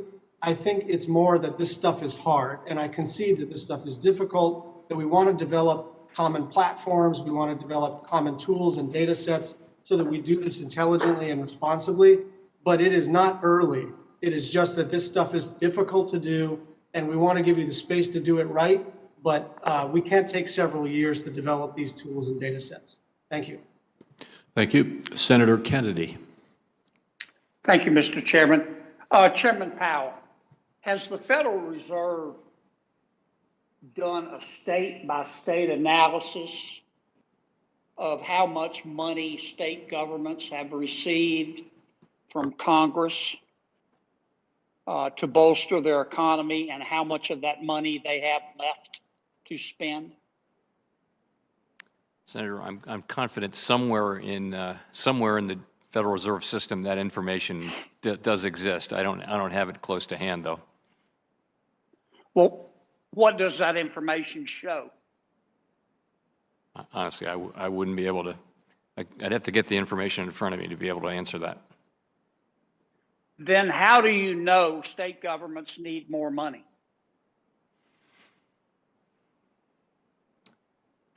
Well, I didn't say that today, that they did need more money. But I would say we do know that at the aggregate level, I can give you some data that I believe is true, and that is that states that have particularly high sort of tourism as part of their economy are feeling this significantly, and they've got much lower tax revenue, so they're feeling that. States that don't really have exposure to travel and leisure may not have had much of an effect at all. So it does vary quite a bit, but there are states, I think Florida, for example, has, I read, has lost something like 11% of its revenue overall. I can't fact check that in real time here, but that's the statistic that I saw. So I think it varies a lot state to state. On November 16th, the Wall Street Journal reported that California recently reported that its tax revenue for this fiscal year is running 19% above projections. Do you disagree with that? I don't have any reason to, no. In the same analysis, the Journal reported that personal income tax revenue in October in California was $1 billion, or 16% higher than the previous October. And sales taxes were up 9.2%. Is that consistent with the Fed's information? I honestly I haven't seen any information at the Fed. As I mentioned, I think the bigger fact is that state and local government revenues, tax revenues, have been less affected so far than we thought they would, and there's a lot of research on why that might be. Nonetheless, state and local governments have laid off more than 1 million people, and some states are feeling this. The ones that are more exposed to travel and leisure, the travel and leisure industry, for example, are actually really feeling that pinch. The Federal Reserve, the Wall Street Journal on November 16th also reported that in New York State, overall tax revenue was up 4.3% in September compared to September 2019. A large part of the reason for that is that New York State taxes unemployment benefits. Do you have any reason to disagree with that? No, sir. Okay. The Journal also reported that personal income tax revenue in Connecticut increased 2.9% in September from the previous year. And in the fiscal year that started in July, income tax receipts in Connecticut are running 0.3% ahead of last year, and sales tax revenue is up 5.3%. Do you know if that's accurate or not? I don't. Okay. Do you believe that Congress should appropriate money to states and allow those states to use that money to support their pension systems? I think that's a question for you, sir. Well, I'm asking you though, Mr. Chairman. You've been pretty vocal about, and I'm not being critical, I appreciate the advice, but about the need to pass another coronavirus bill. Do you think we should allow the states to use the money to shore up their retirement systems? I think states provide critical services. I think at least some of them have had significant hits to revenue. I think they've laid off more than 1 million people. They're very big employers, something like, one of the largest employers in the economy. So I think it's an area that's, I've always said, it's an area where I think it's worth looking at, an area Don't you think that, I'm sure you would agree with this, don't you think though, that before we appropriate more money, we should actually base the decision on empirical data? Like how much have we given each state? How much have the states spent? How much are they just, how much of that money do they have still just sitting there? Don't you think we ought to approach it as opposed to just using anecdotal evidence? Certainly, I wouldn't recommend you use anecdotal evidence, but really these questions are way off my range. We don't have views or express views on really specific fiscal questions. Try to stay at a high level. Thank you. Thank you, Mr. Chairman. Thank you. Senator Van Hollen. Thank you, Mr. Chairman, and thank you, Chairman Powell, Secretary Mnuchin, for your testimony. And listening to both of you, there's clearly agreement that we need more fiscal relief. Mr. Chairman, you said on October 6th that, quote, too little support would lead to a weak recovery, creating unnecessary hardship for households and businesses. And more recently, as the cases from the pandemic have accelerated, you've said there hasn't been a bigger need for it in a long time, meaning fiscal relief. And President Trump in October tweeted out, go big or go home to Congress. And just picking up on Senator Schatz's comments and others, we do need to get this done. We cannot go home before the end of December without addressing the urgent needs and the pain that American households and small businesses are facing. So, Chairman Powell, first to you, I assume you agree today with the statements you made previously about the urgent need for substantial fiscal relief. Well, when I said it, this is the most urgent need, I was talking about the whole pandemic. I was talking about, the need for the CARES Act, and I wasn't trying to speak about the need for another full CARES Act at that point in time. That's what I believe I was referring to. It is a couple of months ago. But yes, my view really hasn't changed. I think that the risk of overdoing it is less than the risk of underdoing it. That is the record of pandemics and crises. You always think people are always worried about doing too much, and you look back in hindsight and you say, well, we didn't do too much. We might have done a little more and done a little sooner. I think we tried to live with that lesson this time, as with the CARES Act and with the things that the Fed did and other parts of government. We really did act aggressively. So I would just say that we've come a long way. The CARES Act did a tremendous amount of good. We can see what may be the light at the end of the tunnel with the vaccines. And I just would want us, we at the Fed will keep at it until we're really done. And I think that some fiscal support now would really help move the economy along as well, at least to guard against those downside risks we've been talking about, smaller businesses, households, and others who are directly affected. Well, I agree. And with respect to state and local governments, I was listening to your discussion with Senator Kennedy, and I would say 1 million people who've lost their jobs is not anecdotal. That is real. As you pointed out, those are people who no longer have an income and therefore are relying on a safety net until we get everybody back to work. Secretary Mnuchin, again, I quoted President Trump back in October saying to Congress, go big or go home. Just recently, he tweeted again, go big and be focused. Make it big and focused. So do you share the President's view that we continue to need to go big on fiscal relief?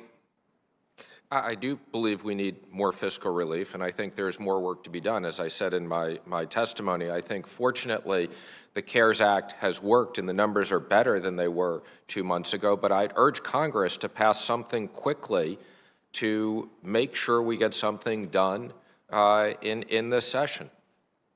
I couldn't agree with you more, and I know that you were engaged for a period of time with Speaker Pelosi and others. What was the Trump administration prepared to do in terms of its top line number at that time? Because the chief of staff to the president was quoted as saying somewhere around $1.2 trillion or more. Is that accurate? Well, I think, as you know, we made lots of proposals along the way. There were different proposals and different components, and as I said earlier, I spoke to Leader McConnell and McCarthy and Meadows this morning and the President, and we will continue to work with Congress to try to get something done quickly. But, Mr. Secretary, you would agree it would be a mistake to allow the emergency pandemic unemployment insurance to expire at the end of the month, right? I do believe that's one of the areas. I think there needs to be some technical fixes, but I do support extending it. I also absolutely support the unspent money in the PPP being authorized to be used immediately. Right. And you also supported, I know, so the President did funding for some state and local government relief. I can tell you, I had a conversation this morning with the general manager of the Washington Metro Transit System. You can read on the front page of the Washington Post Metro section today that they're going to lay off 1,200 people in December, and that their budget for next year, if they don't get any more relief, contemplates another over 2,000 people. So I hope we will all recognize that we've got to do something. There seems to be a lot of running room between the two positions that have been outlined, and I just think it would be shameful if the Congress goes home and the administration, if we're not able to do this before the end of the month. So thank you, Mr. Chairman. Thank you. Senator Jones. Thank you, Mr. Chairman, and thank you to both of our witnesses for your service. Secretary Mnuchin, you and I haven't had as much personal interaction, but I want to tell you how much I appreciate your service in some difficult times over the last 2 or 3 years. Chairman Powell, thank you very much for allowing me to get to know you, for the work we had. I so much appreciated the fact that even though you're nomination was going to sail through the United States Senate, you still made a point of coming to visit with me as soon as I got sworn in January of 2018 to get to know me and to understand the office and my work on the banking committee. So thank you for that.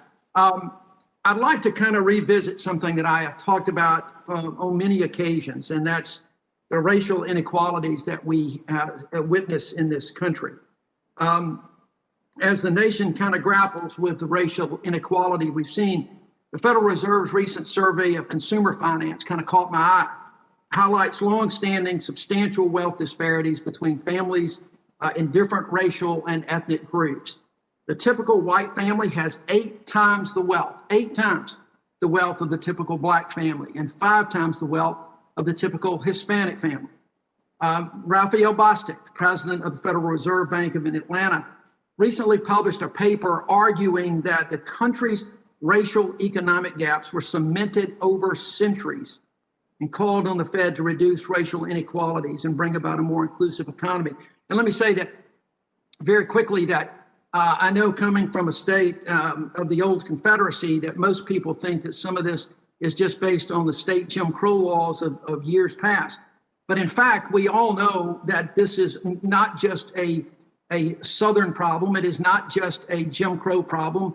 Those policies had been cemented by policies of the federal government, laws passed by this Congress, maybe giving some accommodation to white Southern segregationists who were in the House and the Senate at the time. But laws of housing, healthcare, even the GI Bill really kind of cemented in the inequalities that have lasted now for decades. So initially to you, Chairman Powell, as we go forward, I don't want to look back right now. I want to look forward because as we're coming out of this pandemic, we've got some real opportunities, I believe, to address these inequalities in healthcare and the economy in so many areas. So what can the Fed do as we come out of this economy? What strategies would you recommend to kind of address the inequality we see in the economy, whether it's minority businesses or individuals? So these are long-standing inequalities over a very long period of time. And there's a real concern that we have at the Fed that the pandemic will make that worse because, of course, minorities are much represented in these service industry jobs that were so heavily affected by the pandemic. So there's a concern that things will get worse. And the last couple of years were very encouraging because as the longest expansion in our recorded history continued, we actually saw the racial unemployment gap diminishing to its lowest level since we began measuring it. And so it's really disappointing to see that. So what can we do going forward? The most important thing we can do at the Fed, I think, is to take seriously the job of achieving maximum employment. And we've now changed our operating framework to acknowledge that maximum employment is a broad and inclusive goal. And by that we mean that we're going to look at various different measures of labor market conditions, including minority unemployment rates, frankly, and minority participation, labor force participation rates, and wages and things like that. We're going to look at all of those things as we try to achieve our maximum employment goal. The last thing I'll say is I think we also enforce fair lending laws in our Division of Consumer and Community Affairs. We need to continue to do that rigorously. Ultimately, though, we will do whatever we can with our tools, but really it's going to take a broader attack on these problems than just the Fed alone can mount. Thank you, Mr. Chairman. Secretary Mnuchin, I got just a few minutes left. Any advice that you would give, a few seconds left actually, any advice that you would give to the incoming administration or the incoming Congress about how to address these from an economic standpoint? Well, as I've mentioned earlier, I do think the CDFI investments are something that can be done quickly that will particularly help minority and underserved communities. All right, thank you, Mr. Secretary. Mr. Chairman, if you would bear with me just a couple more seconds, I wanted to express my appreciation to you and the ranking member and to all the members on the committee for the work that we've had together over the last 3 years. It's been remarkable to work with you, to watch the two of you work, but also the work that I've done with other members on the committee on both sides of the aisle. It has been an honor and a privilege to work with the entire committee. I hope that as you, Mr. Chairman, move over to another committee and assume additional duties that Chairman Toomey or Ranking Member Toomey, as the case may be, we don't know yet, will carry on the work of this committee. I have really enjoyed my time with you over the last 3 years, so thank you both very much. Thank you, Senator Jones. Senator Tillis?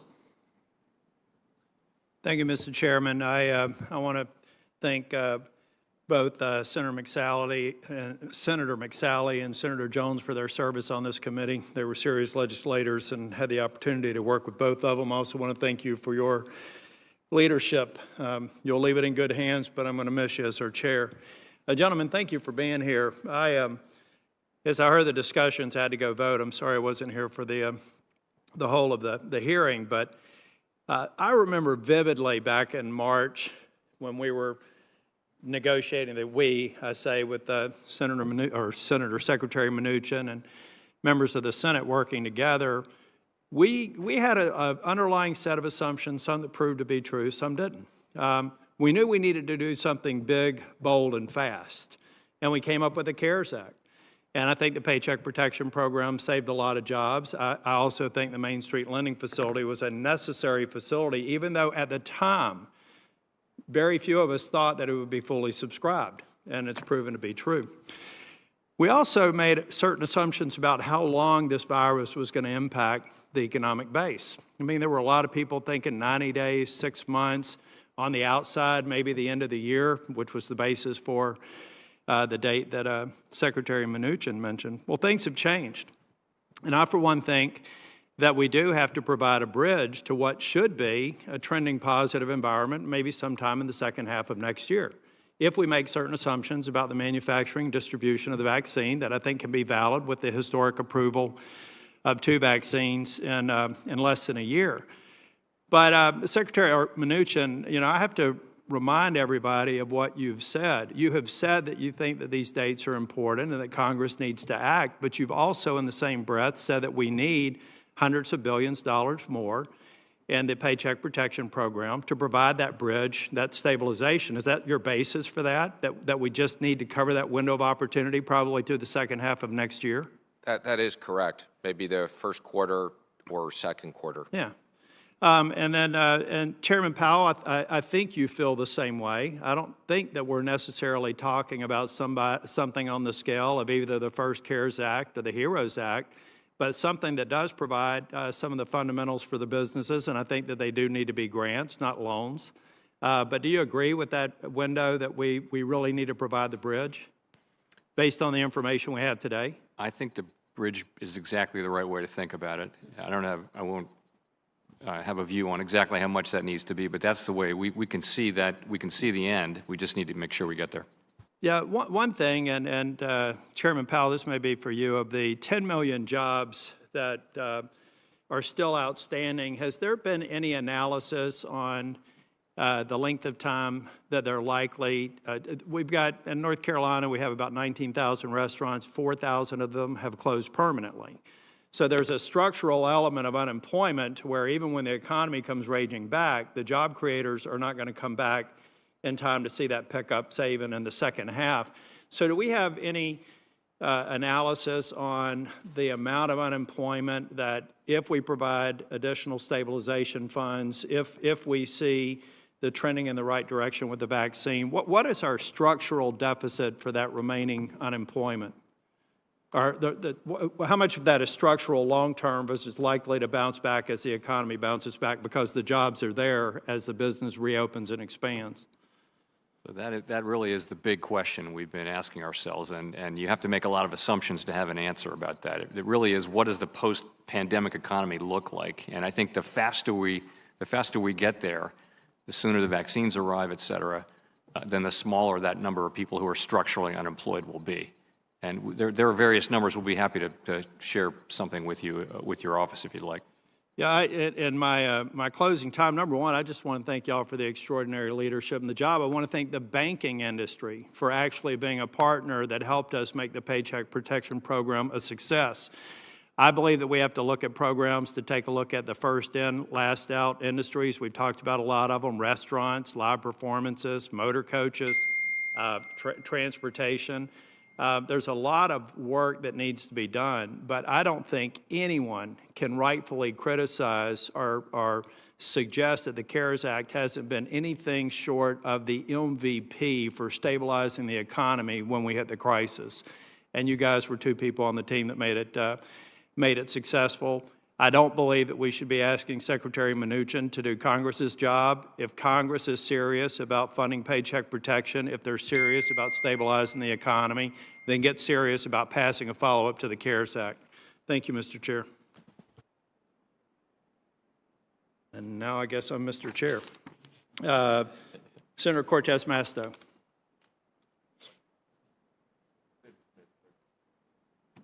Senator Smith.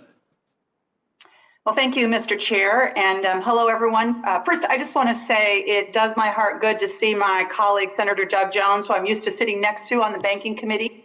And Doug, I just want to thank you so much for your service, and we are going to miss you. And thanks also, of course, to Senator McSally. And I know that the chair isn't here, but I want to also thank Chair Crapo for his leadership. He has been nothing but welcoming to me, and I think, though as Ranking Member Brown said, we don't always agree. I always feel that there is a way for us to work together, which is so important.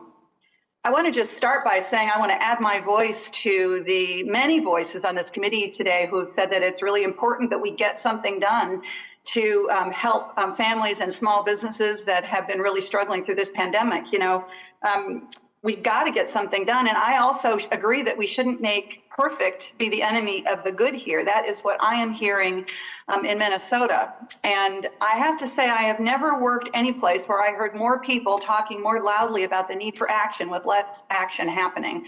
I haven't had a chance to see what our colleagues, bipartisan group, have put together yet this morning, but I'm encouraged by that and hope that that will take us somewhere. And I might ask my Republican colleagues to bring this up with Senator McConnell when you all have lunch together in a couple of minutes, because there's a great need for action here. I want to actually pivot to something and have a little bit of a dialogue with you, Chair Powell, about this. You have used, I think, very appropriately this metaphor of how we need to build a bridge to a post-pandemic recovery. You point out that our economy has been responding better than we expected, but we still have a really, really long way to go. And you know, we also know that we are seeing long-term trends in inequality, which make it harder and harder to generate the economic activity, the spending that is going to drive growth in the long term. And that is what we see because of raising long-term trends in inequality that are holding back spending for families of color, minority businesses of color. This is something several of my colleagues have brought up today. So Chair Powell, could you just talk a little bit about this? And I'm especially interested in using your bridge analogy. You know, what are the risks of not building this bridge? What happens if we don't take this action right now? And the long-term impacts of this growing inequality on our economy post-pandemic? Thank you, Senator Smith. So these disparate economic outcomes across racial and other lines are a long-standing feature of our economy. They've been with us for a very long time. And there is a great risk that the pandemic is making them worse because the people who were most affected by the job losses were people in relatively low-paying parts of the service industry. That happens to skew more to minorities and to women. And so there's a real concern that if we don't act as quickly as possible to support those people, get them back to work, get the economy up and running as much as possible, that will leave behind a more unequal situation, which is tragic because we actually had been making good progress on these issues for the last few years. As the very long expansion, longest in our recorded history, went on, we started to see the gains go more to people at the lower end of the income spectrum. We saw racial income gaps declining, racial gaps in labor force participation and unemployment declining. We saw some very constructive things, but waiting for the 8th or 9th year of an expansion is not a perfect strategy. So I think there is an issue of wanting to do as much as we can to avoid exacerbating these longstanding differences and get back to a strong economy where we can start making progress again, which is what we were doing just back in February. Right. Well, and, you know, as the Fed chair and as the Fed, you have the dual mission of low unemployment and, managing inflation, hitting inflation target rates. What if the Fed, in this need to spur job growth, and we see that there hasn't been a big worry about inflation in the long term, what if the Fed were to lower its target for employment, lower to 3 or even under 3%? What impact might that have on addressing long-term needs for addressing inequality? So actually, we've made a change in our operating framework, which I think addresses that directly. And that is, while we're going to have an estimate of the natural rate of unemployment, we're not going to act on that, even if unemployment goes below that, unless we see inflation or some other problematic thing that seems to be linked to where our rates are. So we're not going to preemptively raise rates until we see actual inflation now as a consequence of low unemployment. And I think that's a lesson that we learned during the last expansion when we saw very low, 50-year lows in unemployment with really no and very high participation, really a strong labor market as we've seen in my lifetime, without inflation acting in a way that was concerning. Thank you, Chair Powell. Thank you, Mr. Chair. And I also want to extend my thanks to Secretary Mnuchin for his service. Thanks very much, everyone. Thank you. Senator Kramer. Thank you, Mr. Chairman, and thank you to the two witnesses, of course, for being here. And let me just also say congratulations to Chairman Crapo on a wonderful 2 years as chairman, and you've been great to me and to the whole committee, and really appreciate your approach. And also, thank you to Senator McSally, Senator Jones. We will miss you both, and we're very grateful for your service. Now, it shouldn't surprise anybody that the issue on my mind, the one that I pretty much wake up thinking about every day, and wondering how we're ever going to tackle it, of course, is with the CARES Act, is PPP forgiveness. And Secretary Mnuchin, I just want to address a couple of things directly to you. You know, of course, that Senator Menendez and I, along with Senator Tillis and Senator Sinema, and about 28 of our closest friends and allies from both political parties, have introduced the forgiveness bill, Senate 4117, takes all the loans at $150,000 less, one-page attestation, and those would be forgiven. Those $150,000 and less loans make up, like I said, 85% of the total loans, but only 26% of the dollar amount.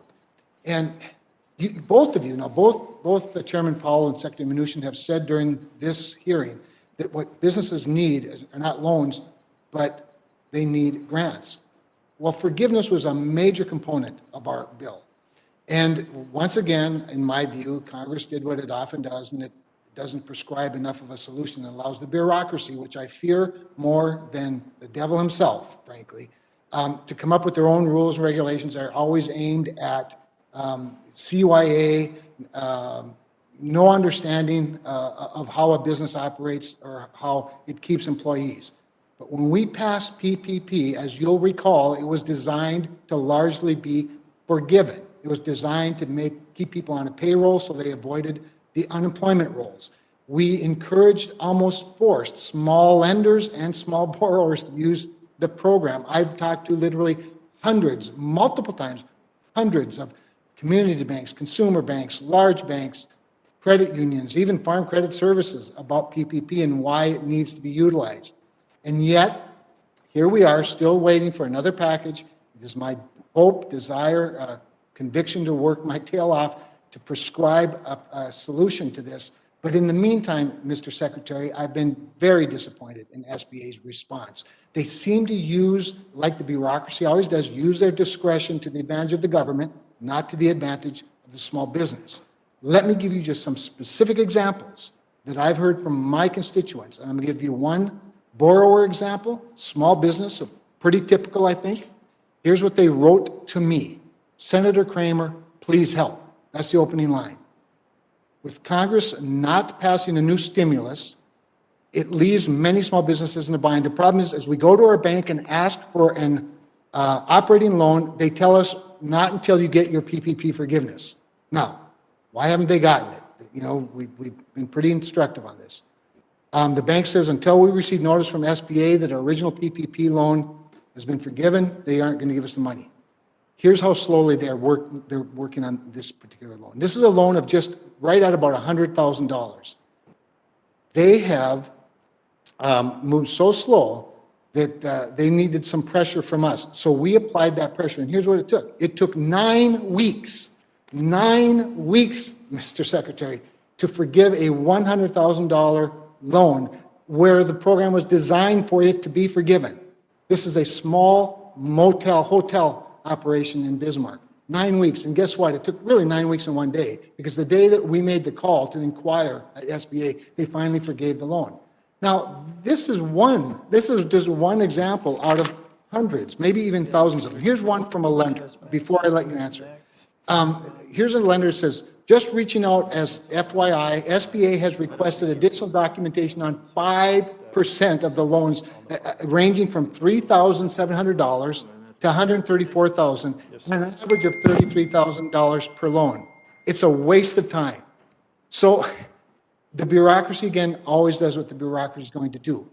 Mr. Secretary, this is very disappointing. This is very disappointing to people who didn't even want to take loans. They could have laid all of these people off. They could have gotten that very generous unemployment extension program, but they trusted us. And SBA did what we just know the bureaucracy is always going to do. They've extended the time. They've asked for more documentation. They've put more demands on them.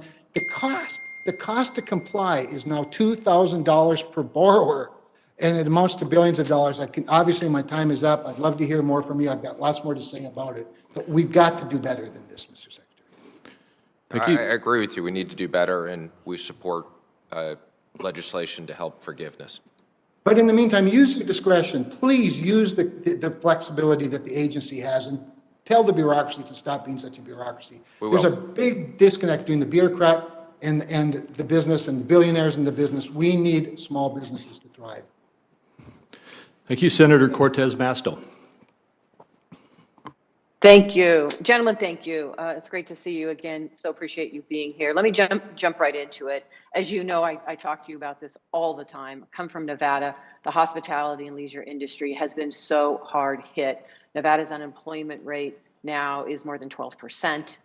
We know that more than 175,000 people continue to claim unemployment insurance. Just the statistics from the American Hotel and Lodging Association that nearly 70% of hotels may close by the end of this year if they do not receive additional government funding. And I will tell you, in Las Vegas and Reno, employment in our hospitality and leisure sector is down nearly 25% and 14% respectively. So let me start there with both of you. Secretary Mnuchin, what is the administration or what are you advocating moving forward that we should do to address the impact that we are seeing on our leisure and hospitality industry? Well, specifically, and I agree with you, that this industry has been devastated. I believe that the PPP could immediately help people. I think that the airlines have also been devastated, so we support additional relief for the airlines, but hotels, small businesses, entertainment, all of these companies could access the PPP. Well, let me jump back there, because when I talk about hospitality and leisure, I'm talking about restaurants, I'm talking about live events, and if they're accessing the PPP, they're not looking for loans, and I think you've said it earlier, it's not the loans that help, it's the grants, isn't that correct? Shouldn't we be looking at providing them more opportunities for grants than loans that they have to pay back? Well, the PPP, if it's used correctly, is a grant. So it's a loan that should get forgiven without the bureaucracy. But yes, the PPP is effectively a grant, and that's what they need, not more loans. Yeah, effectively it is. But as we've heard, there's challenges with it and ensuring, and I think the confusion even for these businesses is whether that will turn from a loan into a grant is still questionable for many of them. And that's why we're seeing the concerns that we see for so many not even applying. Let me ask Chairman Powell. I know you and I have had this conversation. Again, do you believe that the hospitality and leisure industry needs another stimulus package, like a comprehensive package for relief to sustain this industry? I would agree that the industry has really been devastated, and the two things it needs is for the pandemic to be over, which we really can't do, and it needs grants, which we also can't do. Our loan programs are really not, you can't overgeneralize, but for most people in that, most businesses in that industry, really what they need is more fiscal support. That's right. And so let me jump back then to another conversation that I've heard is state and local governments. Let me just reassure, gentlemen, you that the states and local governments need an additional relief. My state does, in the state of Nevada, for the very reasons that I'm talking about. We have a budget hole of over $1 billion, but that's just not Nevada. That's all of the states. There's bipartisan support that I have seen, and as most recently as September of this year from the National Governors Association, bipartisan support for additional relief for state and local governments for the very reasons that we're talking about. So this idea that there are red states and blue states, or states don't need it, they're going to misuse it, I think is a misnomer. It's getting in the way of really the needs that we have across this country in a bipartisan way. So let me just reassure you, governors from Republican and Democratic governors are both asking for additional relief for state and local governments, and we need it for the very reasons I've just talked about. But let me ask you this, Secretary Mnuchin, jumping back to the $454 billion that was appropriated to the Federal Reserve's Exchange Stabilization Fund, is it your position that by the end of this year, if Congress doesn't make changes or change the legislation, that not only your authority stops, but that you will actually transfer those additional funds back to the state treasury? Well, I've commented on this several times already, and I'll repeat it again. My actions are not economic. It's purely my interpretation of the law. I think the section was pretty clear. I cited it earlier. I'd be happy to follow up with you or anybody else on this. And as regards to when the money comes back, it's fully prescribed within the law what happens to the money. So there's no discretion on my part. Okay, and that's what I want to get back to, because I absolutely agree with you. It's very specific in the law, the termination of the authority, of your authority, but it's also specific on where that money is supposed to stay, and that you do not have the authority to transfer it under this law. And I just wanted clarification with that. If your legal authorities are telling you something differently, or your attorneys, I would like to know that, because the way I read it, you don't have the authority to transfer this money back to the Fed. Under at least the CARES Act authority. So please share that with me. And let me just, I know my time is running out, and I'll submit the rest of my questions for the record. Let me just say, Secretary Mnuchin, thank you for your service. It is not an easy thing to do, particularly in this atmosphere where there is so much partisanship. I appreciate, we didn't always agree, but I appreciate your service, so thank you.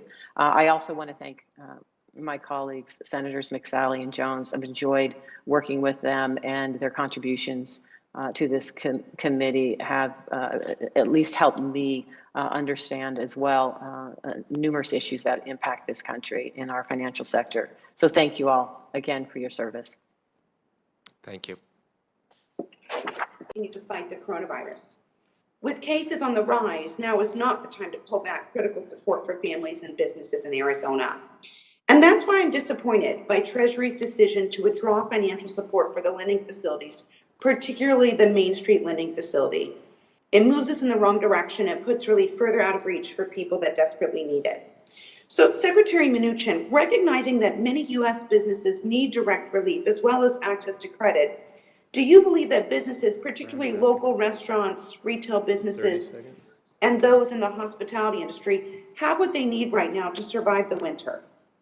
No, I don't. I think that's why I encourage Congress to authorize us to spend the $140 billion of unspent PPP money so we can give them second loans that, if used properly, will turn into grants and save lots of jobs. Well, this is an area where we agree, Secretary Mnuchin. I also think that those dollars should be released and used by businesses around the country. I do hear from business leaders across the state, though, that we need to expand and improve, not retreat, the lending facilities. And so I'm hearing from folks at home that many small and mid-sized businesses in Arizona won't make it without additional relief. And if they can't get direct relief, they should at least get access to credit. I think they should have both. And of course, this isn't just about the businesses. This is about the small business owners and the workers and their households. There's a lot of stake here, and families, jobs, and their homes hang in the balance.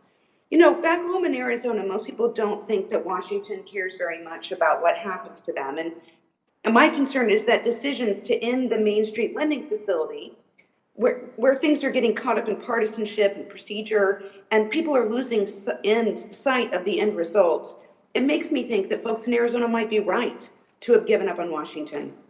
Now, Secretary Mnuchin, if you could just briefly respond to my question about the Main Street lending facility. We agree on funding for PPP, but I'd like to hear your thoughts about the Main Street lending facility and why you think that this should be eliminated or ended for mid-sized businesses in Arizona and throughout the country.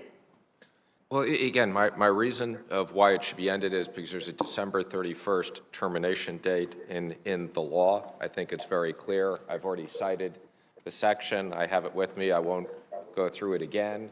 I'd be happy to send it to you. Congress can extend it. I personally think that idle loans out of the SBA are more effective. One of the problems with the Main Street facility was that a lot of those small companies that are doing well had access to banks, and the companies that didn't fit the program. But again, it was not a judgment on my part. It was merely following what the law prescribes. Now, Secretary, I know that Senator Cortez Masto asked to see the legal reasoning for your decision to end. I'd like to see that as well. You know, we have known about some concerns around the Main Street lending facility for months. And in our last time together, I lamented the fact that I believe that Treasury and Fed jointly set these terms too stringently, and that many businesses in Arizona were unable to take advantage of them. So I'd like to reiterate that I believe that the program should be continued and that eligibility should be expanded for the facility, and the term sheet should be changed so we can help more businesses in need. Now, Chairman Powell, I've seen your take on this, and I know that you and Secretary Mnuchin don't agree on the extension of the Main Street lending facility. Do you think that households and businesses will risk having lower or higher borrowing costs because of the end of the Main Street lending facility? Actually, it's a little more complicated than that.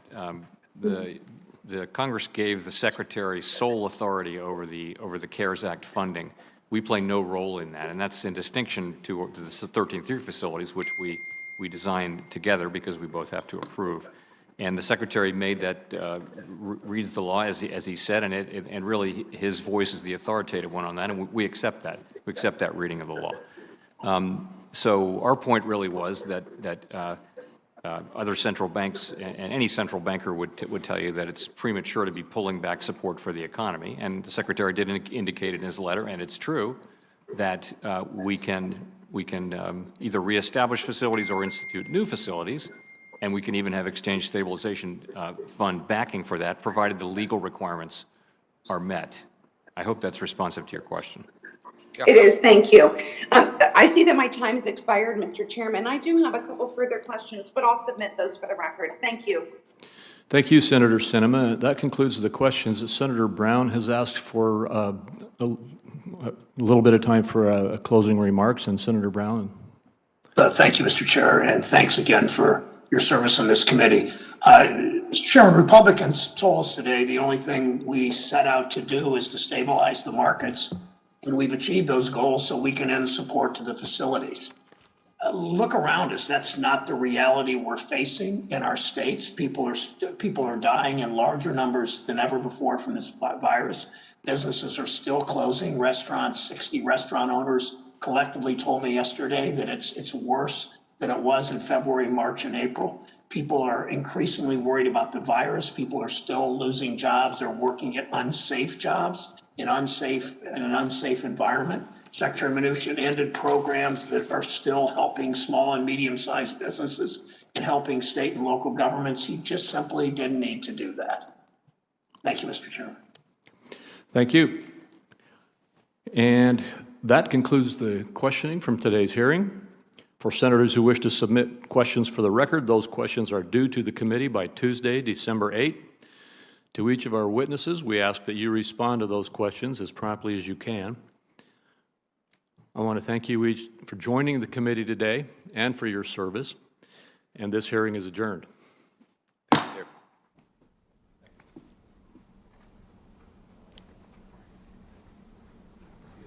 Nice to see you.